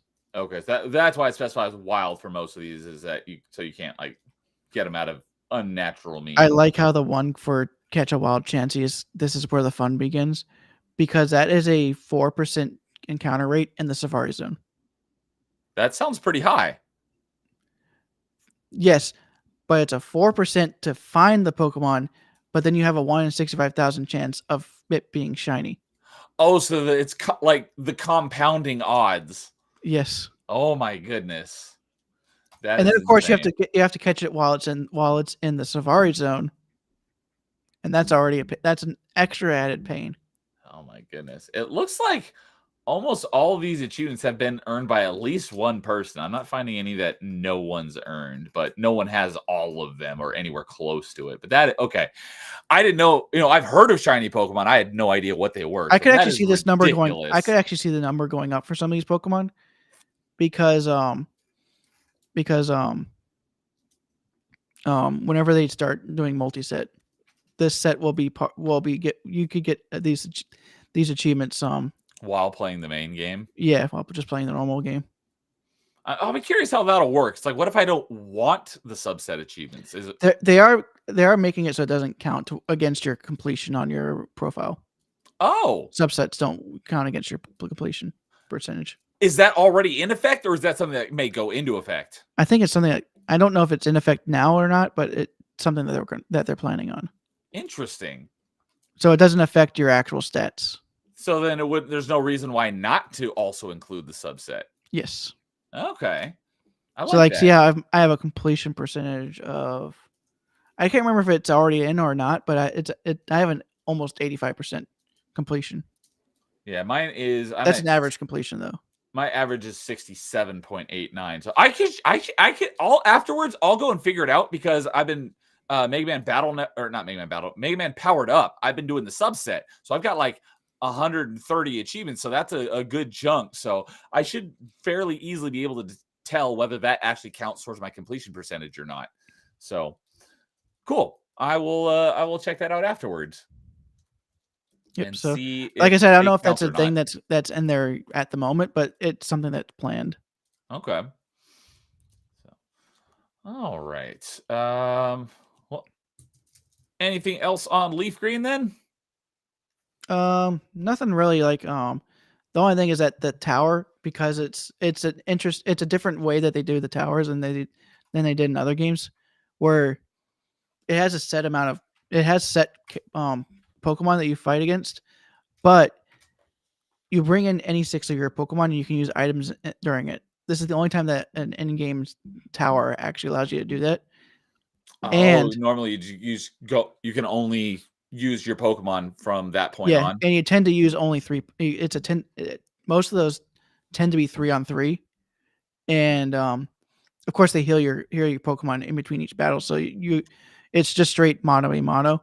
Okay. But in this one, they made it so that the normal trainers during the single battle, each trainer has 2 Pokemon. During the double battle, of course, they only have 2. It has two trainers that have 1 Pokemon each. And then for the, which one was the other one? Mixed. No, not mixed. Knockout. It had 3 trainers on each floor that would fight you with 1 Pokemon, but they would do it back to back so you could heal in between battles. Okay. But the system that is used for the tower is your highest level Pokemon is the highest level that is the level that they use. So if you go in with a level 5 Pokemon, they'll only have level 5 Pokemon. Oh, interesting. Well, you can get an Electrode at level 3 because there's a trade in Cinnabar that you can trade a Raichu for an Electrode. And you're supposed to only get Electrode from a Voltorb by leveling up to 30. So you get an Electrode at level 3 because you can catch a Pikachu at level 3, trade evolve it with the Thunderstone. And then of course the Raichu is still level 3. You get the Electrode at level 3, and it has a move called Sonic Boom that does a static 20 damage no matter what to Pokemon that are not immune to normal. And so you can just spam that attack and just wipe out the enemy's Pokemon. Pretty much, yeah. Nice. And Electro is also one of the fastest Pokemon in the game. Really? Yes. Huh. That doesn't make sense. Outside of well, it's electric type, so usually electric types are pretty fast. But he's just a ball. So I wouldn't think he'd be very fast. Well, he's an electric type that's a ball, so balls that run on electricity run really fast. Alrighty. But because of that, he is one of the most overpowered Pokemon to use for that tower. And you just use the other 6 Pokemon to use revives on him if he dies. Like there's like maybe a Pokemon that can take more than 1 hit, and they use Earthquake, which kills him instantly. So you just use a revive, and then you're like, okay, I can use Electrode again, and you don't have to worry about him being fully healed because it's like you just need to make sure his speed is up. There's also you can also breed a Horsey with Dragon Rage, and you can use that as your secondary Pokemon for the same idea. Dragon Rage does 40 damage, so it's like guaranteed to kill Pokemon at that level. Oh wow! But the only problem is that Horsey is nowhere near as fast as Electrode. Okay. And speed, I assume, the higher the speed, the lower the chance the enemy's attack will hit. No, because it's turn based. You can attack more frequently. No, because you both choose your attack at the beginning of a turn, the higher speed stat goes first. Oh, okay. So that's why speed is almost everything when it comes to a competitive Pokemon. Hey, I see Bentley guy over on Rumble. What's up, Bentley guy? So not to barge in the conversation, but please tell Dude that he plays Pokemon as good as I can play Barbie Island Adventures. Well, I do remember. I do remember Pokemon better than I remember. Do you remember your son? You must be really good at Barbie Island Adventure then, Bentley guy. Good to see you. And by the way, Shane will get that joke because he forgot his son one day. Oh no. He was supposed to go pick him up from school, and he didn't. He didn't. That happened to me. My dad was supposed to pick me up from school one day, and I'm like, there like an hour. I'm like, call my mom's like, Shane, that is right, but we're talking about LeafGreen right now, which is Gen 3. It's like, hey, this is I'm gonna come pick me up. Mom's like, your dad didn't come pick you up? I'm like, no. It's like, all right, let me get it figured out. But what's up, Bentley guy? At least, at the very least, it was like he left him at a school, so it's like he was left with people that he was supposed to be with. Yeah. Just that they wanted to go home too. Yeah. Higher speed, the higher the crit rate in Gen 1. Yeah, little shots fired. Yeah, because there's a lot of brokenness in Gen 1. That was an accident because if the higher your speed, the more likely you are to crit. And that's the reason why high speed Pokemon in Gen 1 were even more required. Okay. Oh, so that was unintentional then. Yes, it wasn't unintentional. What's funny is in Pokemon Stadium, the glitch was fixed. Okay. That's the one on GameCube, right? No, Stadium was the N64 game. N64, okay. But I was thinking Coliseum. That was GameCube, right? Yeah, because Stadium is just the battles, and you can bring your Pokemon in from the Gen 1 or Gen 2, depending on which stadium it is. But one of the craziest thing about Stadium 1, guess who recoded the battle system for the N64? What do you mean by recoded? He actually had to reverse engineer the battle system from like the handheld games. Yes, and make it work on the N64. And he actually fixed most of the bugs. Shigeru Miyamoto? You are kind of close. It's Satoru Iwata. Okay, that actually probably would have been my one that ended up becoming the president of the company. That probably would have been my next guess. That's awesome. So he deserves his place at Nintendo. He did deserve his place, even though he did have the Wii U under his belt. Hideo Kojima. Good one, Bentley guy. That's hilarious. If he made a Pokemon game, he'd make it look like Digimon. It'd be all cutscenes and dialogue and long drawn out battles. So like the modern Pokemon. I have no idea. I haven't played any of them. Modern Pokemon has like 2-hour tutorial sections. Okay. So, all right. All good with LeafGreen then? Yep. All finished with LeafGreen. All right. So yeah, 100%. I think the next Pokemon game I'll probably work on is maybe Emerald. That one has an intense achievement list. Emerald. What was Emerald on? It was the last GBA game. GBA, okay. It was a definitive version of Ruby and Sapphire. Ah, okay. It's like Crystal and Yellow. And Yellow, yeah. Of that generation. So, but even people today still think that it's the best. It has the best end game content. Okay. So, but yeah, because of that, it has a reputation, and there's 197 achievements for 2,000 points on retro achievements on the main set. Say that again. There's 197 achievements worth 2,000 points on the main set. Okay, that sounds like a good chunk of change there. Yep. So, but yeah, so LeafGreen you did in a little under 40 hours, so nice. Over 8 It does days. help that I was doing in triple speed as well.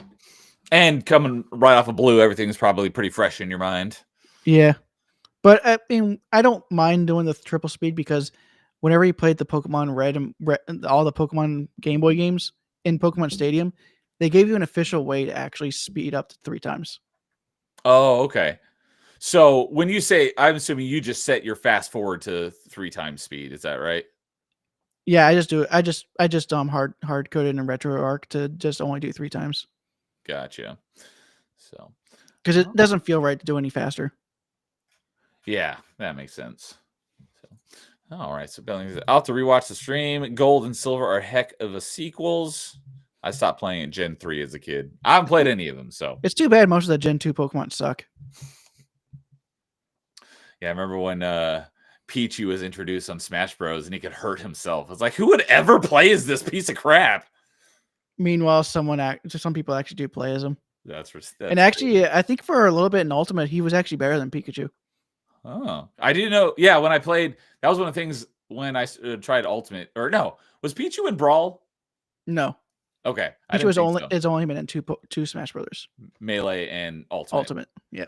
Okay, when I unlocked him in Ultimate, I was like, let's see if he hurts himself still. And apparently they fixed that, and he does not hurt himself anymore. He does hurt himself still, I think. I didn't. Okay, either I'm misremembering or I didn't do any attacks that actually damaged myself. Only electric attacks do damage. So, but yeah. All right. All right. So next up for me is so yeah, I got through all my retro achievement stuff. So next up is my Xbox stuff. So first thing to mention is not a game specific. Hold on. A Battling Guy says, "Dude is hurting my feelings. I'm sending Steelix to arm wrestle you." Sorry, I never had to catch Steelix because that requires trading. So, but on the Xbox side of things, there was an event. It's actually still going on. Also, how would he arm wrestle me? He has no arms. He has no arms. Yeah, that's a good point. He's literally a Onyx is literally a rock snake, and then Steelix is literally a metal snake. Yes. So let's see here. Does it show me a countdown? How much time is left? It does not. But anyways, as I often mention on True Achievements, they do events, community events a lot of the time. And November was the 20th anniversary of the Xbox 360. It came out in November of 2005. It's been 20 years, which is nuts. But in order to commemorate the launch of the 360, they did a little event where originally it was a week long. They extended it to 2 weeks. So let's see here. I did it all in one day on November 21st. So let's see here. November 21st, 2 weeks from that would be tomorrow. So it looks like like I said, it was going to be 1 week. They extended an additional week, so I had to give it 2 weeks. So that event ends tomorrow, and it was get 20 Xbox 360 achievements. So I did that real quick on that one day. I got 5 achievements in Tomb Raider Underworld. I got 11 achievements, I think, in The Darkness.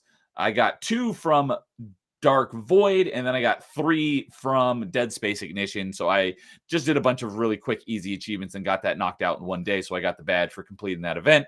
You know what? Let's see here for the people who are still participating in that. I'm curious who's in the lead. Number 1 has 533 Xbox 360 achievements. So I'm at 1430th place with exactly 20, because that's what was required. 20 years, 20 achievements on Xbox 360. So that was a fun little event. So I got a few Xbox 360 achievements, but nothing, it's not like I played one game for, more than like an hour to get any of those achievements. So what's funny is the next game I'll talk about only had 10 achievements. Okay. So yeah, did that event, and I'll talk about more at the end, but there's 2 events running concurrently right now because it is now in December and the 12 Days of Christmas has started, but I'll get into that a little bit later. But so for the Xbox side of things, the main two main things I played, I've been doing Metroidvania Monday after I finished all the Metroid games.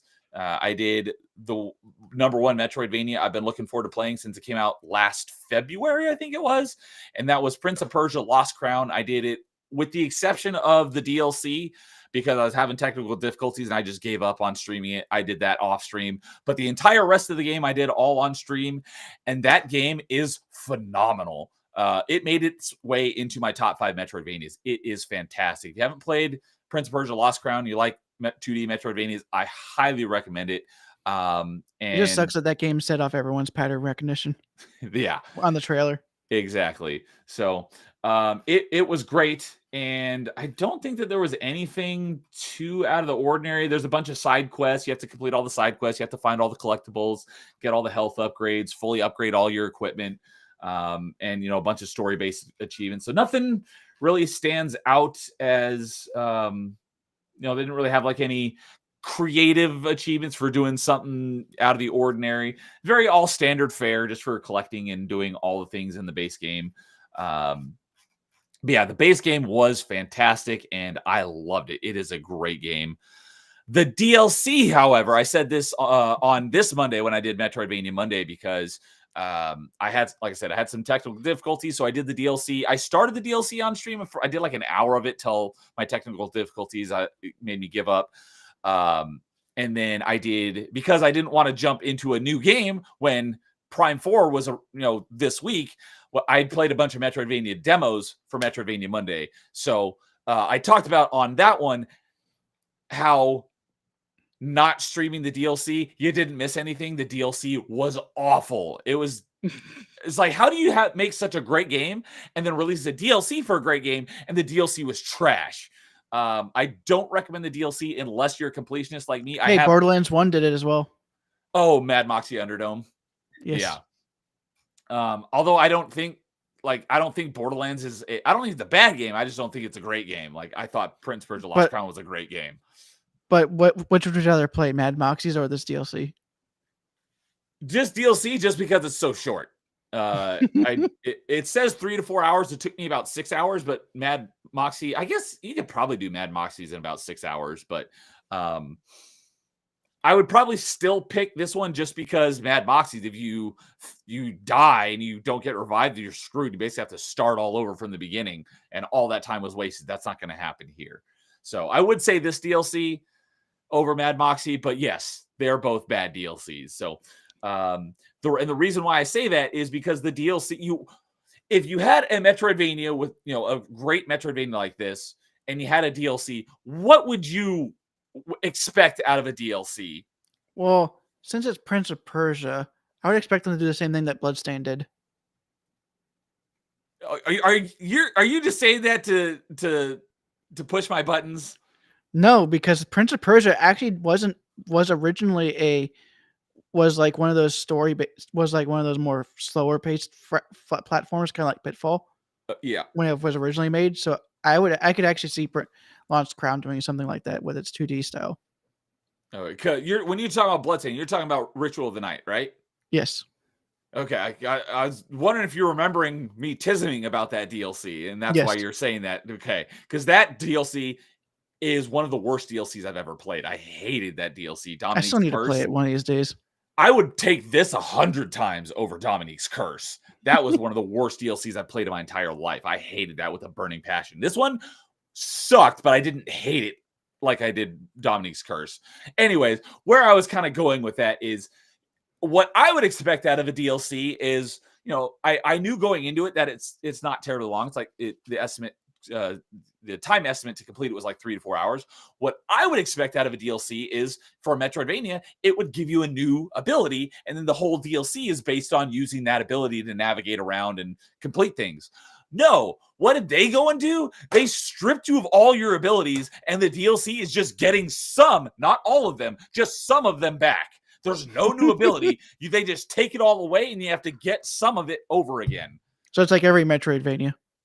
From the beginning of the game, yes, but they just took it away and had you regain your stuff for the DLC. It's like, whose brain dead idea was this, and how did this get past the board? So it was the DLC was just a new map with you getting the same abilities. So it was like a ROM hack.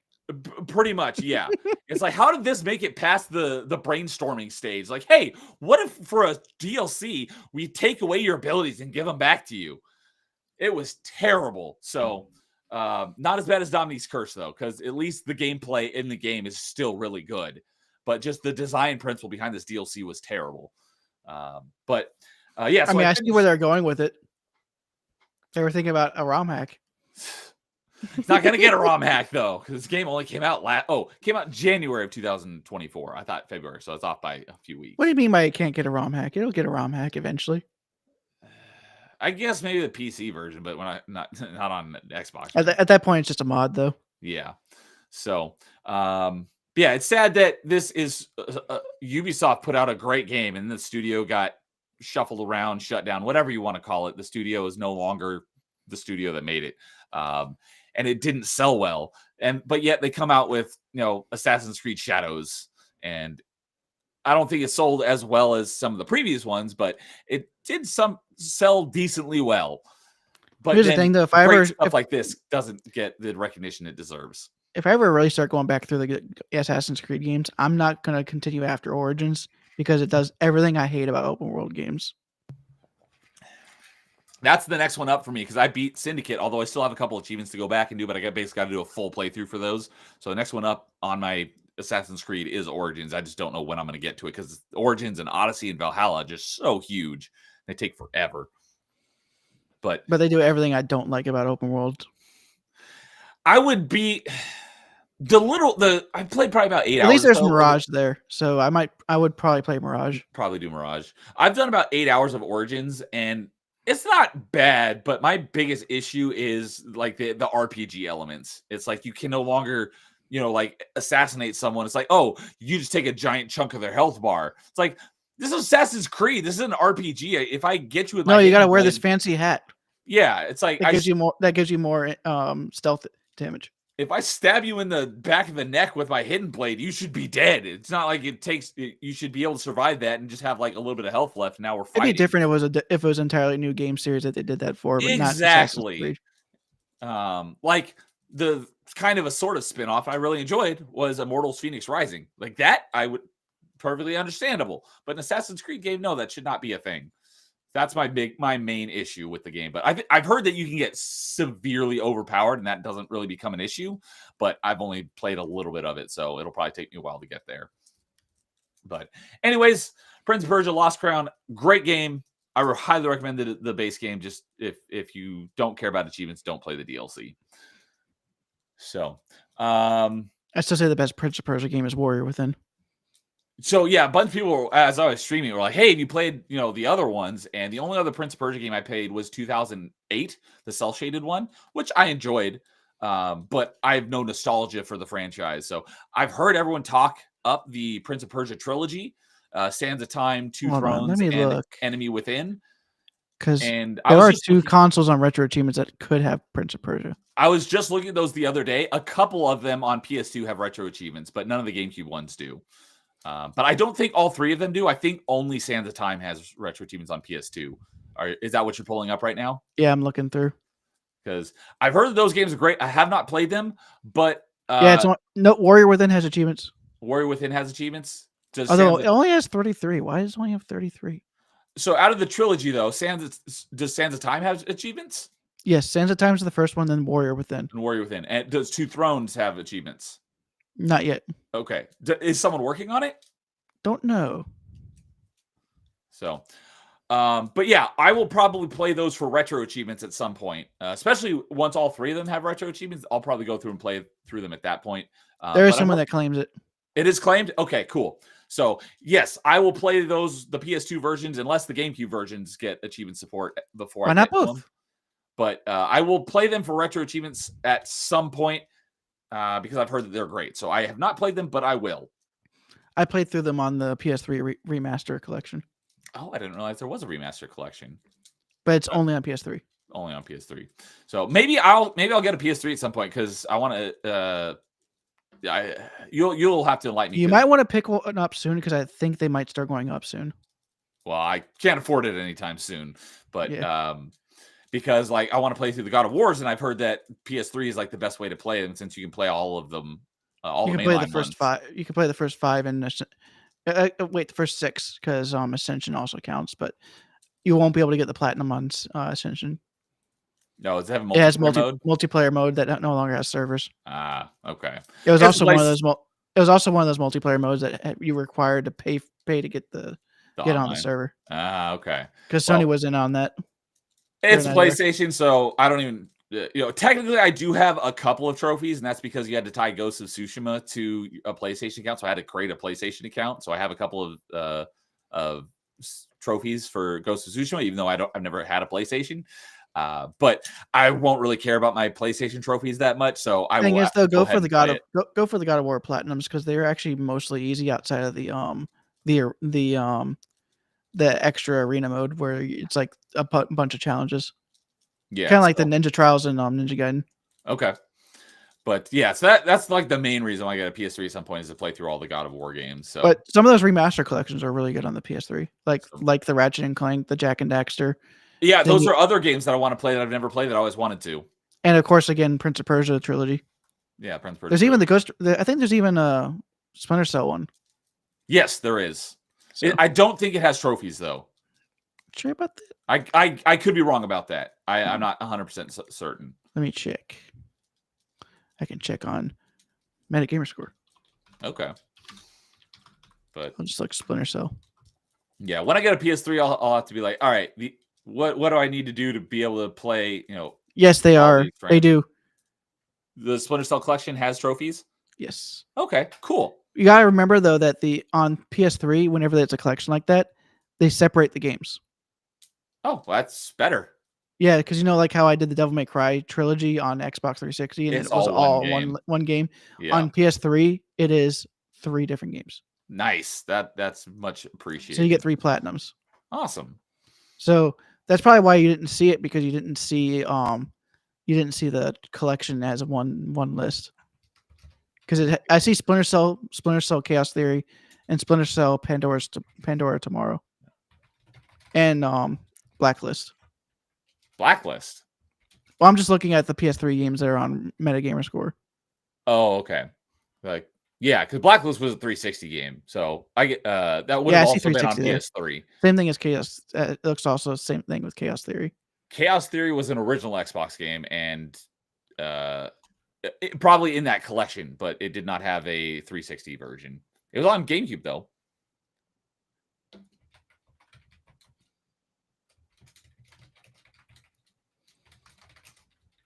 So, but yeah, what was I on about? Oh yeah, Prince of Persia. So, but yeah, so there are a lot of franchises, some of those older franchises that I missed that I definitely want to get through, and Prince of Persia is one of them. So if they've got a Prince of Persia collection on PS3, then eventually when I get a PS3, then maybe I'll do that version as well. It's actually crazy how many PS2 games they re-released on PS3 with those collections. Okay. Because you also had the Sly Cooper collection as well. Okay. I haven't played through that one yet, but I've heard they're pretty good. Yeah, I love stealth games, so I'm sure I would like those games too. And you do like Star Fox, don't you? Yeah. Because it has anthropomorphic animals. Oh, I was like, what does Sly Cooper have to do with Star Fox, though? Gotcha. If you think about it, Sly Cooper could actually be a prequel to Star Fox, just in a different era. Yeah. It could be one of those like fun fan theories. So, all right. So that was Lost Crown. So because you have one more thing? Well, one more thing, and then like that one, I got 2 achievements in today. Okay. Then let's see here. I'll do one more then. So another one that I was like, there's a couple of short games that have come out that I want to get knocked out before the end of the year that came out this year, so I can have more games. I say, hey, I beat this many games this year that actually came out this year, which I don't remember the last time I beat maybe like more than one game that came out in the year that it came out in the last decade, maybe. I'd have to go back and look, but I've beaten a decent number of games that came out this year, so I wanted to add to that list. And there's a game I think the only game I've beaten this year so far is Doom's Dark Ages, and that's the one that I haven't done yet. Although I'm working on Metroid Prime 4 now, so that'd be 2. Yeah, I'm working on that. It's not technically beating it because there's no achievements. Right, and well, you're doing it off stream, but since I'm only doing it on stream, there's not a chance I'm getting it done before the end of the year. There's a reason why I didn't do it on stream. So I'll probably get pretty close, but I doubt I'll beat it before the end of the year unless I do. I mean, I could if I just do longer than usual Metroidvania Monday streams, which I might do. We'll see. But anyways, so the game came out. Let's see here. Oh, sorry. One more other thing I wanted to mention on Prince of Persia Lost Crown. There were 41 achievements, and obviously I started the game when I did my dive back in May, but when I actually started playing it now for Metroidvania Monday was October 15th, and then I finished getting the last achievement on November 25th. So, and that was with the exception of that DLC, it was all on my stream, so you go back and watch it if you wanted to. So, and that was just once a week every Monday.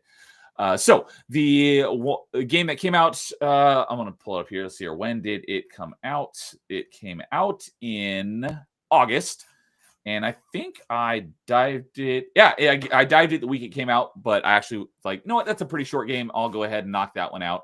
It's a 3 to 4 hour completion, and that is called Herdling. Herdling. Basically, this little kid, and you are herding these furry cow ox creatures called they're called calicorns. And it's just a little short adventure game, and you're herding and you're picking up more as you go, and you have your little flock of calicorns, and it's just a cute adventure game. And so I knocked that out over the course of a day. That was November 18th. So I got all the achievements except for the last one, because I had to go back because I missed one of the collectibles. So I had to go back and play through the first couple levels again to get the one that I missed.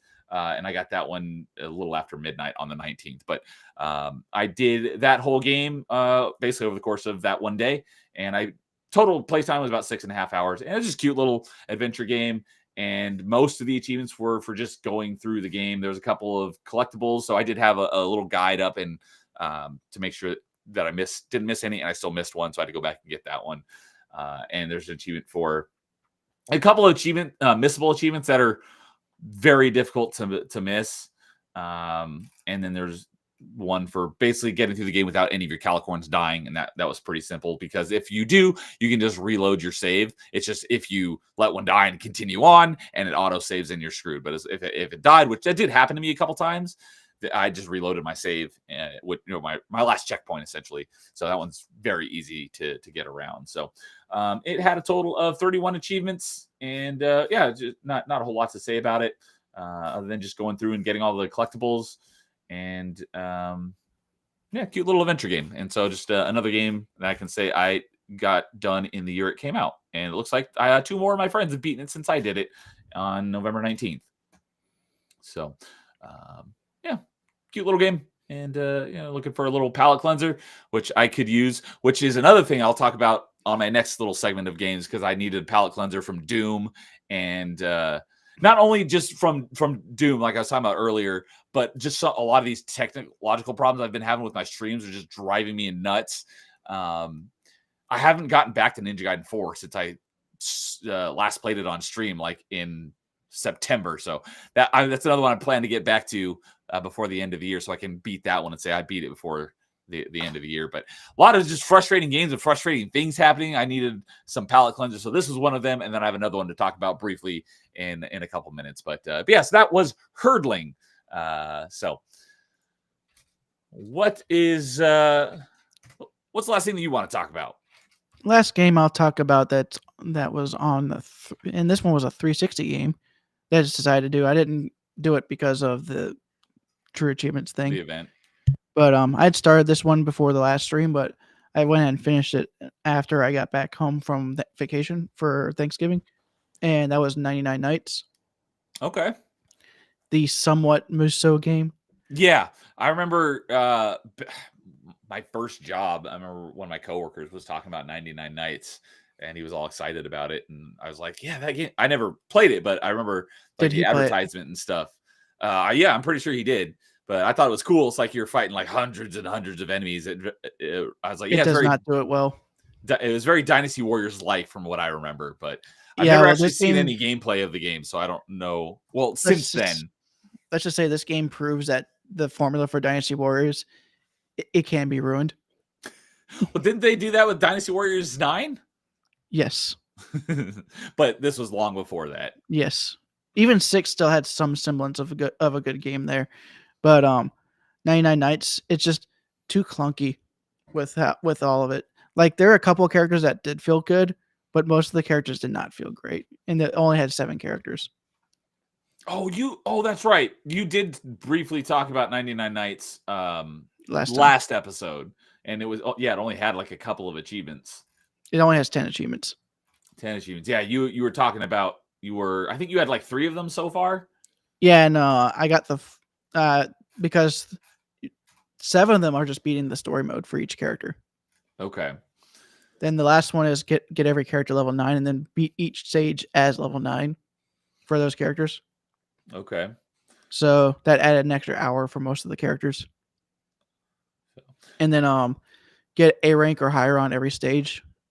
Since I was able to get A rank at least by the time I was fully leveled, and usually I was able to get the A rank whenever I was level 9 when I was going back through the levels. And then the last achievement is beating the extra secret mission that they added in after you beat every character story. Okay. So yeah, you finished it off, all 10 achievements. Sounds pretty simple. It was pretty simple. Not a whole lot of difficulty, but pretty grindy because it says it's a 40 to 50 hour completion. Does that sound about right? It's just grindy because usually most characters can only get like level 6 or 7 by the time you're done with the story. So, and just let you know, you have to get 200,000 experience to max out a character. To get to level 7, it's like it's only 80,000. So you had to get double the experience to pretty much double the experience. It's like Gears 2, like level 100 halfway is like level 78. Oh, it's not as bad as RuneScape though. Halfway to level 99 is 92. Oh my goodness, that is awful. Yes.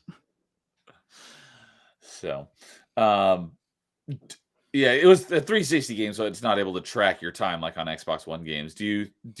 I think it's around that time frame. That's pretty accurate. Yeah.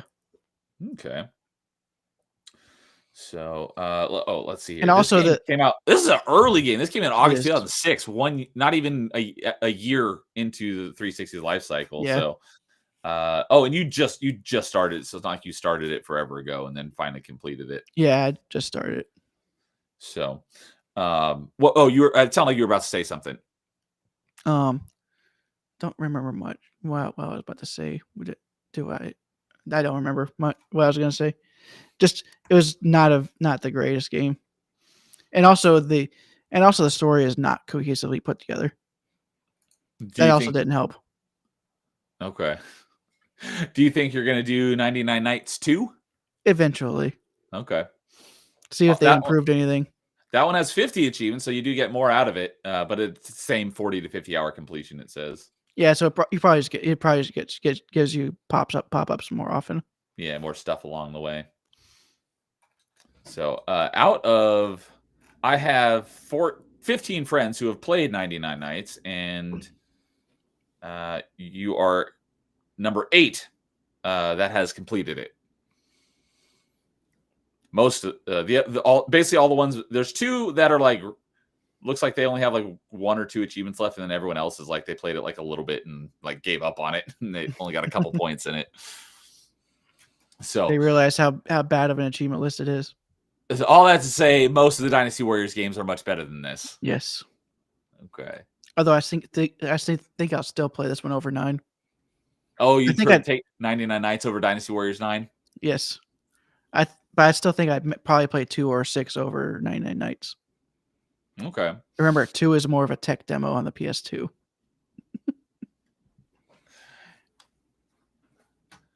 Let's see here.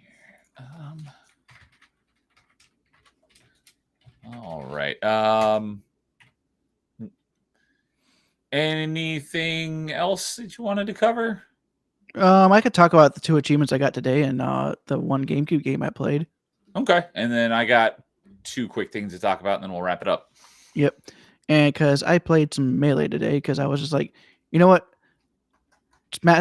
Prime 4 is coming out. I don't want to get into anything too crazy, so I decided there was actually a revision to the set because they made the couple of the achievements that I was working on a little bit easier. Okay. I was like, wait, did they remove achievements? No, they lowered the difficulty pretty much. They lowered the okay. So what was the revision? So pretty much for like the achievements for beating on the higher difficulties with like specific requirements, they lowered the difficulty on those requirements. Like for All-Star, the ones that I was getting stuck on was All-Star mode, beating on hard without using a single healing item. They moved that down to normal. Oh, nice. And then for the beating All-Star mode on very hard without using a continue, they moved that one down to hard. Oh, very nice. Of course, I still have to beat the All-Star mode on very hard, but now I can do it with as many continues as I want. Oh, okay. So I went ahead and finally got 2 of the achievements, which one of them was, of course, beating the all-star mode with Marth on normal without continuing. Because I was trying to do that in conjunction with the other achievement. Okay. But it just never came to fruition. So now that I was able to do it on normal without continuing, I didn't even use a healing item. I got both of those achievements in the same run. Now I was trying to do it on hard, but then my dentist appointment today happened, and then on the way home from dentist appointment, I have Prime 4. Okay. So, well, excellent. So, yeah, so Smash Brothers Melee has 338 achievements. Before today, you had 338 achievements. Before today, you had 334. So now you have 336. You have 2 achievements left. I still haven't touched it. So after they revised it originally, or not revised the achievements, but revised what counts as beating it, I still have not beaten it yet, re-beaten it. I only have 1 more achievement left, and that's for surviving a 15-minute melee. I got really close. I got to like 13 and a half minutes. Or like, that was not too hard. It's not too bad. I just got really frustrated because I was like at like 14, almost at 14 minutes, and then I got screwed by some cheap bull crap, and I just haven't gone back to do it yet. Good luck with all-star mode, because that's what usually happens whenever you fail. It's just annoying how I had it completed, or not completed, but had it marked as beaten, and now I don't. But I let's see here. I've only got like 20 or 30 achievements in it. I have let's see here. What's my achievement count? Where the heck is it? I have 74 achievements. So I do have a decent chunk, but I still have a long way to go. Yeah. But it is a big game, so it makes sense why it has so many achievements. And then Brawl will be out before I get through most of that probably. Brawl will have a bigger achievement list, and it'll have an even bigger list. But yeah, so yeah, wait for the Smash 4 and the Ultimate achievement list. Oh my god, this is gonna be nuts. So you got 2 achievements left. Complete All-Star mode on very hard, as you mentioned, then complete All-Star mode on hard or higher. The thing that sucks about that one on the hard difficulty, I almost got to it before I went out for my dentist appointment, because I had gotten to like the third of the last fight, and I was on because you know how in the All-Star mode in Melee, you start out, the first 4 fights are 1-on-1, then the next 4 fights are 1 versus 2, yeah, and the next 4 fights are 1 versus 4. On the third 1 versus 3, on the third 1 versus 3, I had one more healing item, and I was able to get that fight down to 1-on-1 at 17%. But because I'm on Jungle Japes, I decide to get on one of the side platforms and just get barely touched, and I get touched in just the way that I fall under the map in a way that I'm using my attack, so I can't get back up. Oh, that is infuriating. Oh, that sucks. So, because I was trying to use a move, and then while I got hit, I got pushed off the map, and because I'm Marth. I was going to say you were playing as Marth, right? Yes, and of course Marth's neutral A in the air is you're really dedicated to using that move if you don't land while you're using it. Yeah, I know which one you're talking about. And on Jungle Japes, that's not a good combination. Because that's the one where the water's underneath. Yeah, water in the little claptrap. Is that what they're called? Yeah. I wanted to say claptrap, but I was like, no, that's Borderlands. They jump out of the water and there's the barrels and stuff. They had Donkey Kong had the claptraps before Borderlands. Okay. I mean, yeah, Donkey Kong's been around way longer, but I was like, I wanted to say claptrap. I was like, no, that's not right. I guess it was right. You gotta go with your gut sometimes. Even so. All right. So yeah, you're almost done with Melee. And if it wasn't for Prime 4, I would be playing it right now. So, all right. All right. Then for me, the last thing that I have to talk about is the other main thing that I played over the month of November. I did most. Here, let me pull it up, see when I actually did most of the work.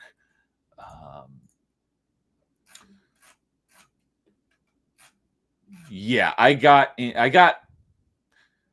my first achievement was in July, and then I got 2 achievements in July, and then I got 4 achievements on Halloween, and then all the rest of them have been in November, starting on the 1st. And because the game itself is shutting down in January, and that is Anthem, and I started that because Carl roped me into it.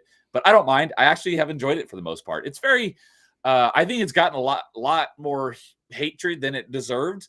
It had so much potential. It was a bit of a letdown because it's very mediocre, but I don't think it's anywhere near as bad as everyone made it out to be. I've actually been enjoying my time with it for the most part. It's been fun. But I'm at 45 out of 46 achievements. I have one achievement left, which I was hoping to get last night. I'm like this close to finishing it off. And I've done basically all of the story. I mean, I beat the story a couple weeks ago, but there's a bunch of achievements for doing other various things. And so there's an achievement for like completing a bunch of challenges with each of the 4 different types of javelins, which I did those a long time ago. There's a bunch of like side missions to complete.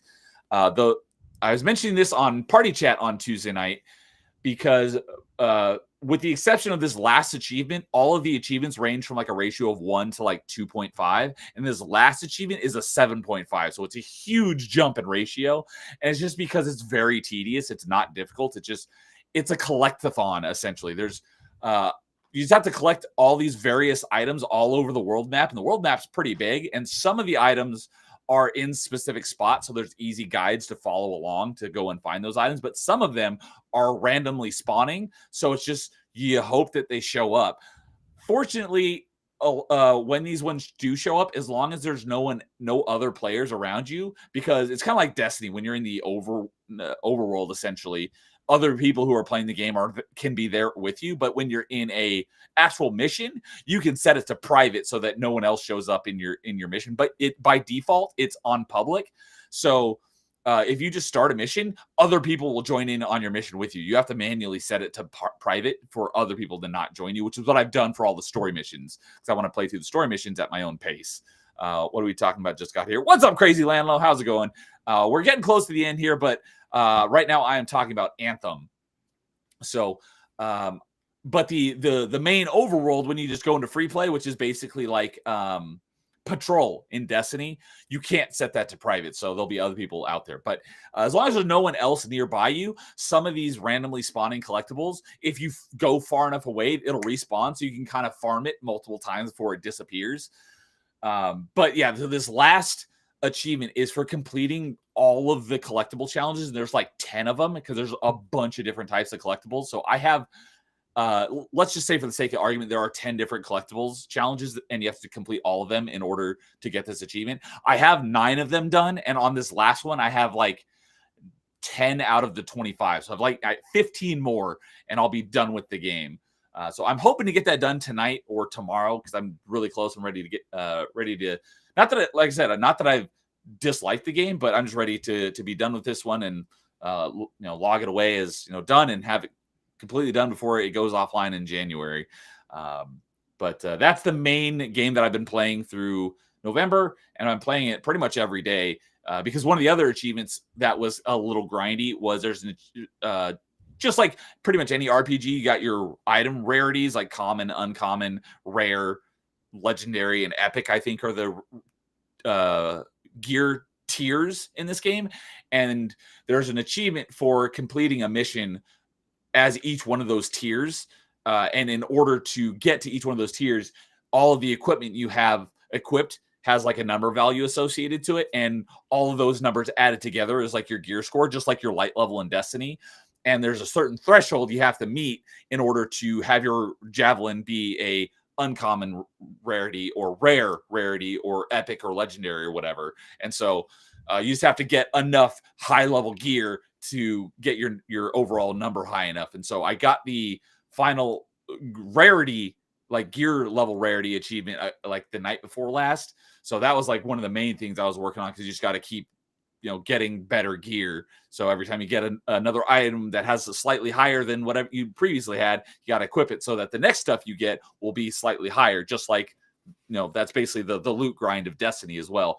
The thing that made this much easier than I was anticipating is there is a store in in your hub world that sells so the highest, at least I believe the highest like value of any piece of gear that you can find in the game is 80.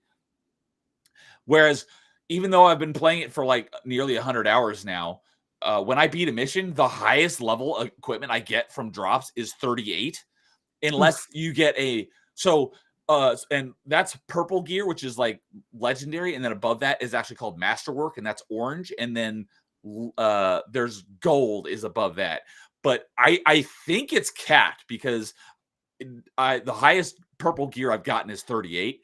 And then when I happen to get a random masterwork item, it drops every once in a while. It's usually like 65, 66.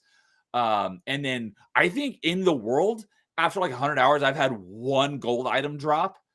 But there's a store in the fort where you can buy level 80 gear. And it's not like you have to be a certain level to equip it. So as soon as you have it, you can equip it. It just costs you, some of your currency, and there's really nothing else to spend your currency on. So the thing is that store, it's the same item available, and it resets like on a weekly basis. So you buy the new items that week, and then you gotta wait a week again for new items because otherwise you can't equip the same thing twice. So you could buy it multiple times and equip it to multiple javelins, but you can't,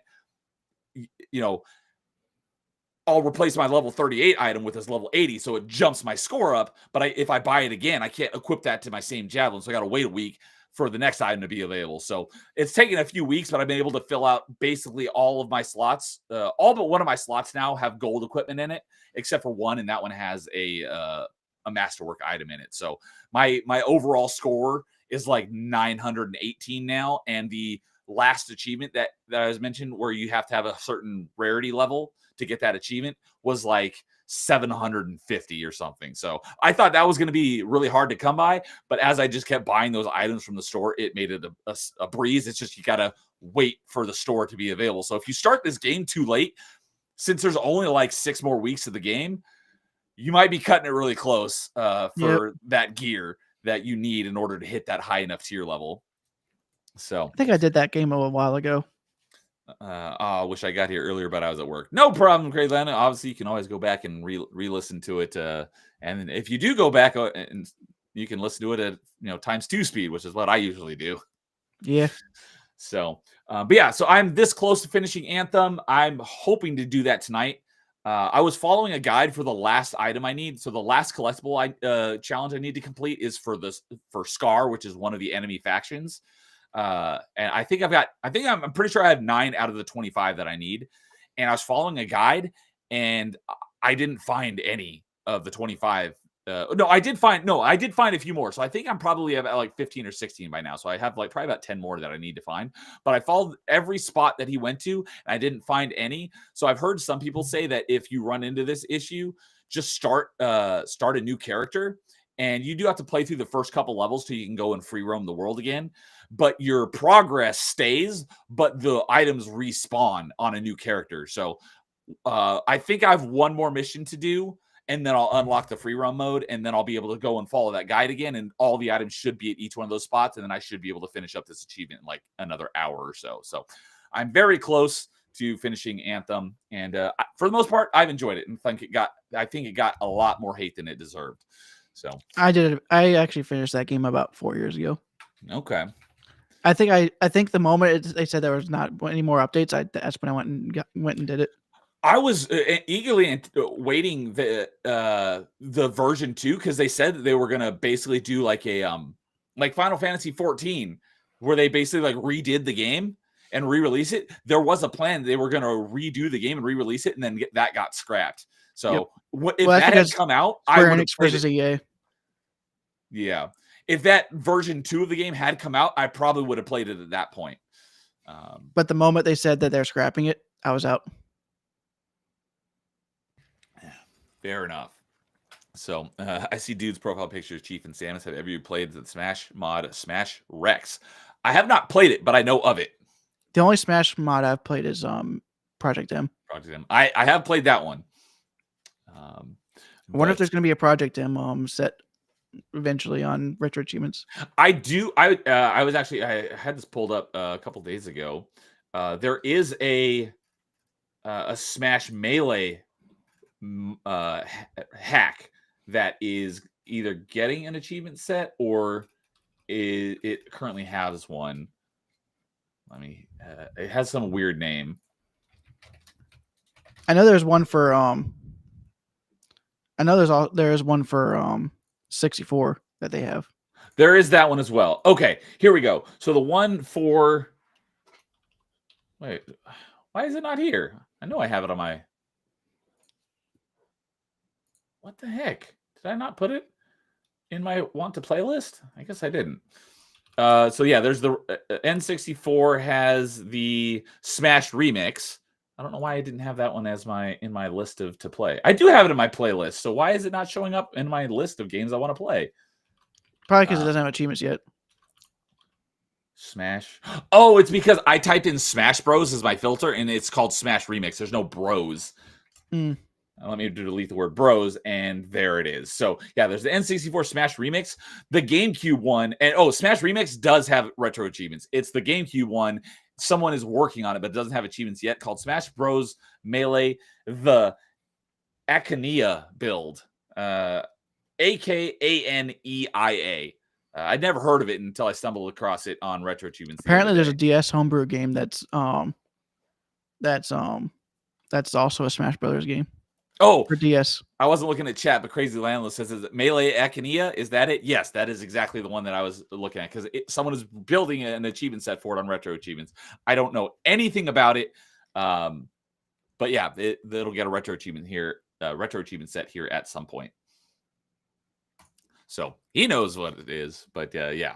So, but yeah, last thing. Oh, Smash Remix is amazing. This is coming from someone who only played Smash 64 once. I played a lot of that Smash 64. I love that game. So, but the last game I wanted to talk about real briefly is, as I mentioned earlier, I was getting really fed up with Doom and Ninja Gaiden and just a lot of technical difficulties. Like I need a chill, cozy game. I needed a palate cleanser. So no achievements because I already have the achievements and I've beaten this game like a dozen times. But I did another playthrough of Subnautica because I've been playing through it like the last 3 years. I probably played through it 4 or 5 times each, and I hadn't played it yet this year. I was planning on waiting to January to do it, but I was like, I can't wait that long. I need something to chill out and relax too. So I did another quick playthrough of Subnautica because a playthrough now takes about 20 hours since I'm very well versed in the game, but I did another playthrough of Subnautica, just no achievements since I already have them all. And you basically there's only one achievement you could play the game and not get, but you're very likely to get that achievement playing through the game as well. So, but yeah, so I did another playthrough of Subnautica, and I just finished that 2 or 3 days ago. It might have been here after the beginning of December, but all right. So Crazy Lionel says Melee Akanea, I assuming that's how it's pronounced, I have no idea, is a rebalance mod and adds more character skins and stages and even has online play. Awesome. Interesting. Yeah, I've got on my wish list. So once the achievements get launched for it, I've already got the ROM ready to go. I launched it and it showed up in my retro achievement playlist. It's just there's no achievements for it. But once it has achievements at some point, I'll end up playing it. So but yeah, so that is everything that I played. So last thing we'll kind of talk about here before we say goodnight is, first off, what are you planning on getting done before the end of the year? Well, I am planning on playing Kingdom Hearts on stream. I'll be streaming a bit more because I'll be on vacation this month. So I will have a bit more time to do that. I'll definitely be finishing up Metro Prime 4, and then I'll be moving on to Claire Obscura. Okay. Oh, something that I noticed just the other day, because everyone calls it Claire Obscura. There's no A, it's just Claire Obscure Expedition 33. I just noticed. I'd been calling it that too, because that's what I heard everyone call it. And then I saw the name of it. Oh, is with the Game Awards. I had noticed that there's no A at the end. I'm like, oh, myself and a lot of people have just been calling the game wrong. It is French, so. It's Claire Obscura sounds more correct too, but yeah, there's no A at the end. It's just Claire Obscura. Yeah, we also have to remember French pronounce their letters wrong. Very true. So, yeah, as for myself, I will be getting through the rest of Doom, the Ultimate Doom, and I will get through Doom 2 the way it did. And then I'll get to Doom 64. I don't know if I'll get through that before the end of the year. But I am getting my plan is I'm still going to go through all the Doom games. And so I get through Dark Ages. I just won't get through all of them before the end of the year. And then after that, I will be starting at the beginning of Zelda with the original Zelda and going through the Zelda games, hopefully to get through them before March. So I'll be all caught up when Twilight Princess and Skyward Sword get retro achievements on Wii. But for the rest of this year, like I said, Doom 1 and 2 on GBA. I'm not going to do it on stream, but I am going to be finishing up the rest, even though I'm not even probably halfway through the game yet. But I am going to be completing Ninja Gaiden 4. At least the story. I don't plan to get all the achievements yet. I may get all the achievements somewhere down the line, but I guarantee you I will beat the story of Ninja Gaiden 4 before the end of the year.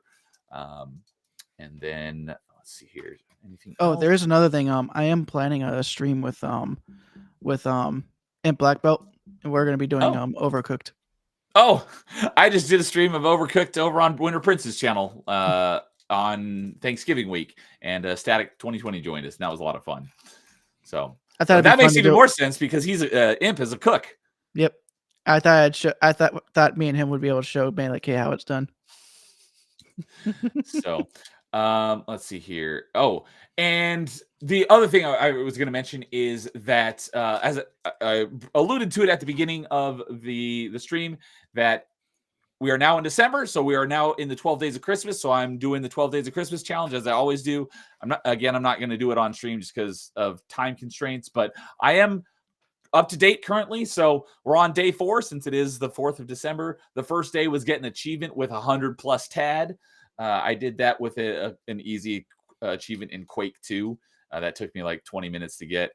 Day 2 was earn 2 achievements from games with a 4+ site rating and have over 100 votes. And I did both of those in BioShock Remastered.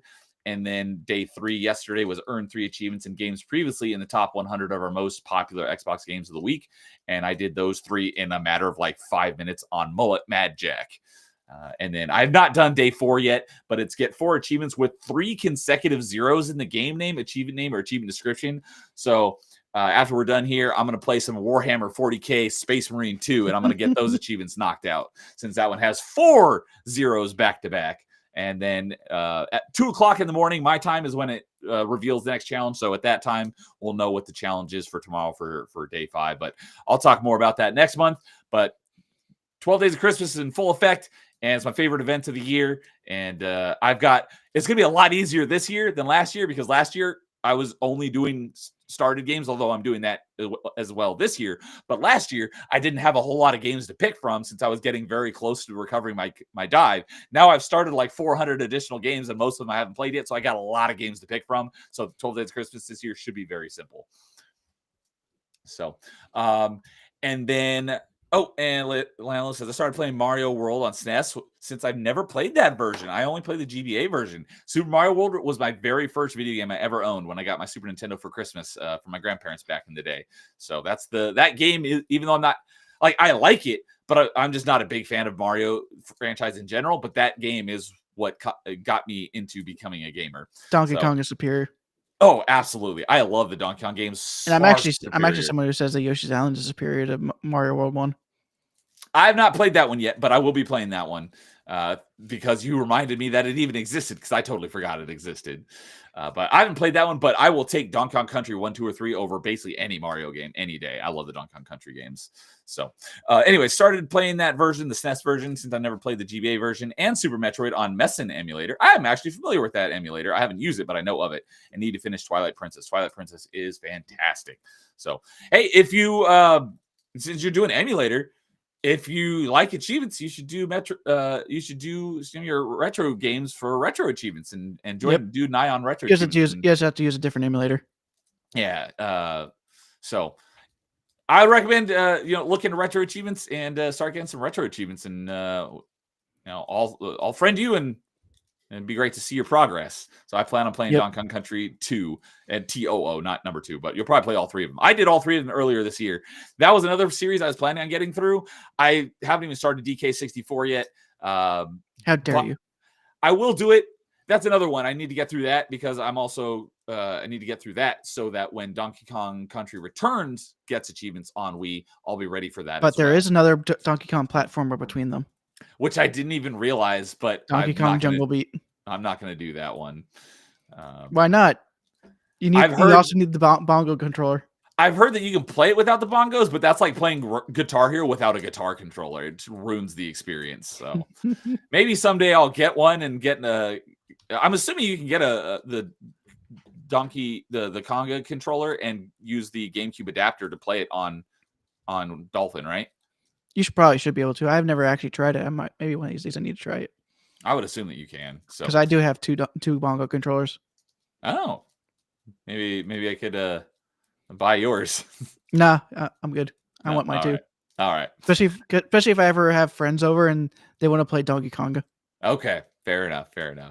So I'll look into retro tunes probably for games like Mario 64, Luigi's Mansion, 2 of my all-time favorites. Yeah, absolutely. I know Mario 64 does. I'm pretty sure Luigi's Mansion does. Yeah, it has to. But yeah, that way you can, more than say that you did something in a game, you got something to prove it too. So, but anyways, very last thing is Metroid Prime 4 came out today. We have both played it. We're almost at the exact same point. Just some initial thoughts on Prime 4. I'm really enjoying it. Miles McKenzie is a bit annoying and kind of detracts from the isolation feeling that Metroid typically has, but it's not as big of an issue as people made it out to be. So I'm having a lot of fun with it. I'm liking it. I'm enjoying it. I'm playing the Switch 1 version, and it looks beautiful and it's run smoothly. I've not had any like frame drops or hasn't slowed down to a chug or anything. I'm really enjoying it. What are your initial thoughts? I'm enjoying it too. I'm using the Switch 2 version, but I'm not using the mouse controls because I prefer the controller. But I keep on messing myself up because I've played on the GameCube controller and I'm using the Switch Pro controller now. And I keep on wanting to use the A and B buttons to shoot and jump. And because it's a twin stick now. Yeah. It really messes you up whenever you're no longer locked onto an enemy. So for me, the main thing I keep doing is right bumper is missile, and I'm just used to using that for the map button on the GameCube ones, whereas the map button is now the minus button. And for the first couple hours, the plus button did absolutely nothing, but then once you get Viola, that's the Viola button. Gotcha. I'm about to actually start using the bike, so you can still use A to shoot over here. You can. And then this is jump, obviously, but I mainly use the trigger to shoot. Yeah, but I keep on wanting to do it because of muscle memory. Yeah. And it makes me wish that they had at least had the option of using the tank controls. I didn't even look into it. Does it not have tank control option? Nope. Oh, interesting. So I wouldn't want that even if it was an option, because that's the reason why the Metroid Prime Remastered is my favorite Metroid, is because of the modern controls. It does not feel right. It feels so much better. It does not feel right. It doesn't even feel right in Prime 4, in my opinion. I vehemently disagree, because Metroid Prime plays so much better with better modern controls than the tank controls. I disagree. I think that Prime works best with the original game controls. Not being able to turn and strafe at the same time is so asinine.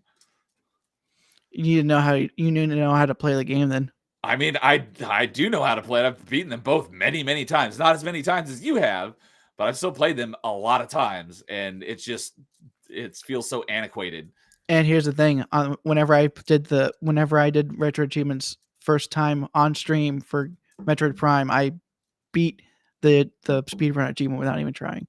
That's right, you did. So I know what I'm doing with that control scheme.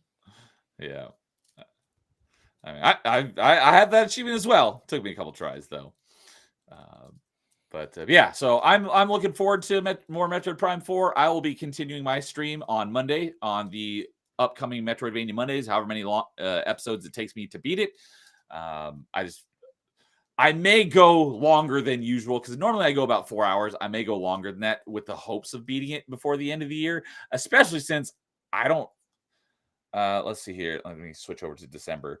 I'll be able to do it for this Monday and the next Monday, but the last 2 Mondays, I may not even be able to. I don't know, with the holidays and stuff. I don't know what my schedule is going to be, so I may only have 2 weeks, two streams to beat it, which I find that highly unlikely. Yeah, I'm only out for 1 week. And that's the week of Christmas. So, but overall, I'm really enjoying it, and I'm looking forward to playing more of it. So, Hey, Devastator's here, showing up right as we're about to end it. Good to see you, Devastator. But Crazy Landlow said, yeah, I just checked, and you can use the DK bongos on Dolphin. I figured as long as you have the adapter, you should be able to. I wouldn't. There shouldn't be any reason why not. Since you mentioned proving something with retro achievements, yes, I'm so glad the dude introduced me to it, because I haven't played so many of my games from my childhood again since I was a child. So now I can go play through them again and have something to show for it. So, and I plan on playing Metroid Prime 2 as well. I'm going to miss the remaster controls exactly, but I played the OG Prime first, so I'm familiar with the tank controls exactly. So, all right, dude. Any what's your stream schedule coming up? You did mention one with Imp. When is that going to be? We still haven't specified the date, but that's gonna be either Monday or Tuesday. Okay. And but yeah, Friday, what do you got going on? I know tomorrow night and Saturday night I'm gonna be doing Kingdom Hearts. So tomorrow night and Saturday night. So Kingdom Hearts for the next 2 nights. I still don't know the exact schedule I'm gonna be doing for while I'm on vacation, but I know at least for this Friday and Saturday I'm gonna be doing streams. Okay. So got some Kingdom Hearts and then some Overcooked. Anything else? Not that I can think of. Okay. As for myself, as I mentioned, my next stream will be Metroidvania Monday on Monday, and I'll be doing some Metroid Prime 4.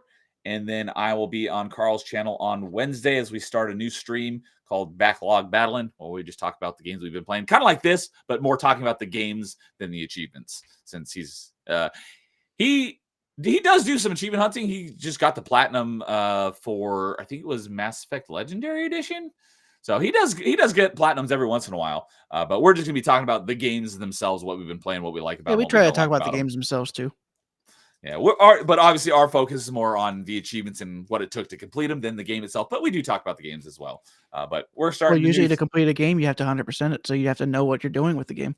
Yeah, well, absolutely. No, we know what we're doing. It's just we don't necessarily always talk about the story of the game or the mechanics and what we did or didn't like. We focus more on the achievements themselves. So. But yeah, Carl's like, hey, I want to do this. Would you be interested? I'm like, yeah, let's do it. So we're starting that over on his channel. That's going to be a Wednesday night thing going forward, where we just talk about the games that we're playing and what we like and don't like about them. So Nita skipped over my Sonic and the Black Knight comment. I was referring to retro achievements. Let's see here. Oh, sorry. I didn't even see that one. One legendary moment from Crazy Land. One legendary moment I wished I had recorded is I beat the second King Arthur boss in Sonic and the Black Knight in 5 seconds with perfect swings. I don't know anything about that game, but that sounds mighty impressive. So, it's motion controls. Oh, it's motion controls. Oh, so is that a Wii game then? Yes. Ah, okay. It was the one where he goes back in medieval times and everyone else acts like they're like the Knights of the Round Table. Okay. Well, mad props to you for that. Yeah. Yeah, some of those things is nice if you were streaming them to have video record of them, because sometimes even achievements can't fully portray what it took to achieve that. I might have mentioned it earlier tonight or on last night's stream, but when I was doing my stream of Metroid Prime 2, I did it on hard because I'd already beaten it on normal. So I did it on hard. And when I beat the Emperor Ing, I used my last shot and ran out of ammo, and I had 1 HP left. And that last shot, and I was surviving probably the last 10 seconds of that fight with 1 ammo left and 1 HP, and that one shot was what it took to finish him off. It was like skin of my teeth win. Obviously, that's not going to be portrayed in the achievement of beating it on hard, but that was on video, on my stream. So that was a great moment. So I totally understand that. So, but do not do the speedrun boss achievements in Prime 2 on hard. Hard, yeah, no, not. They have too much health. That's another thing, is I do plan to go back and finish off Prime 2, the 5 or so achievements I'm missing in Prime 2. I plan to get those before Prime 3 gets achievements in March as well. So that's another thing I'm planning on doing. Especially since they upped the speedrun timer on the main game. They added some more time to a couple of the boss achievements and the overall the entire game speedrun. Yeah, so now it's beat the game in 4 hours, not 3. Was it 3 or was it 3.5? I thought it was 3.5. 3.5 is Prem 1. Oh, okay. That makes sense. So, but yeah. All right. Well, with that, that'll be it for tonight. Everyone, thanks for hanging out with us as we talked about our achievement hunting over November. So you guys all have a great Christmas, and we will talk to you again in the new year with what we've achieved over the course of December. So have a good night, everyone. We will see you later. And as always, in the meantime, game on.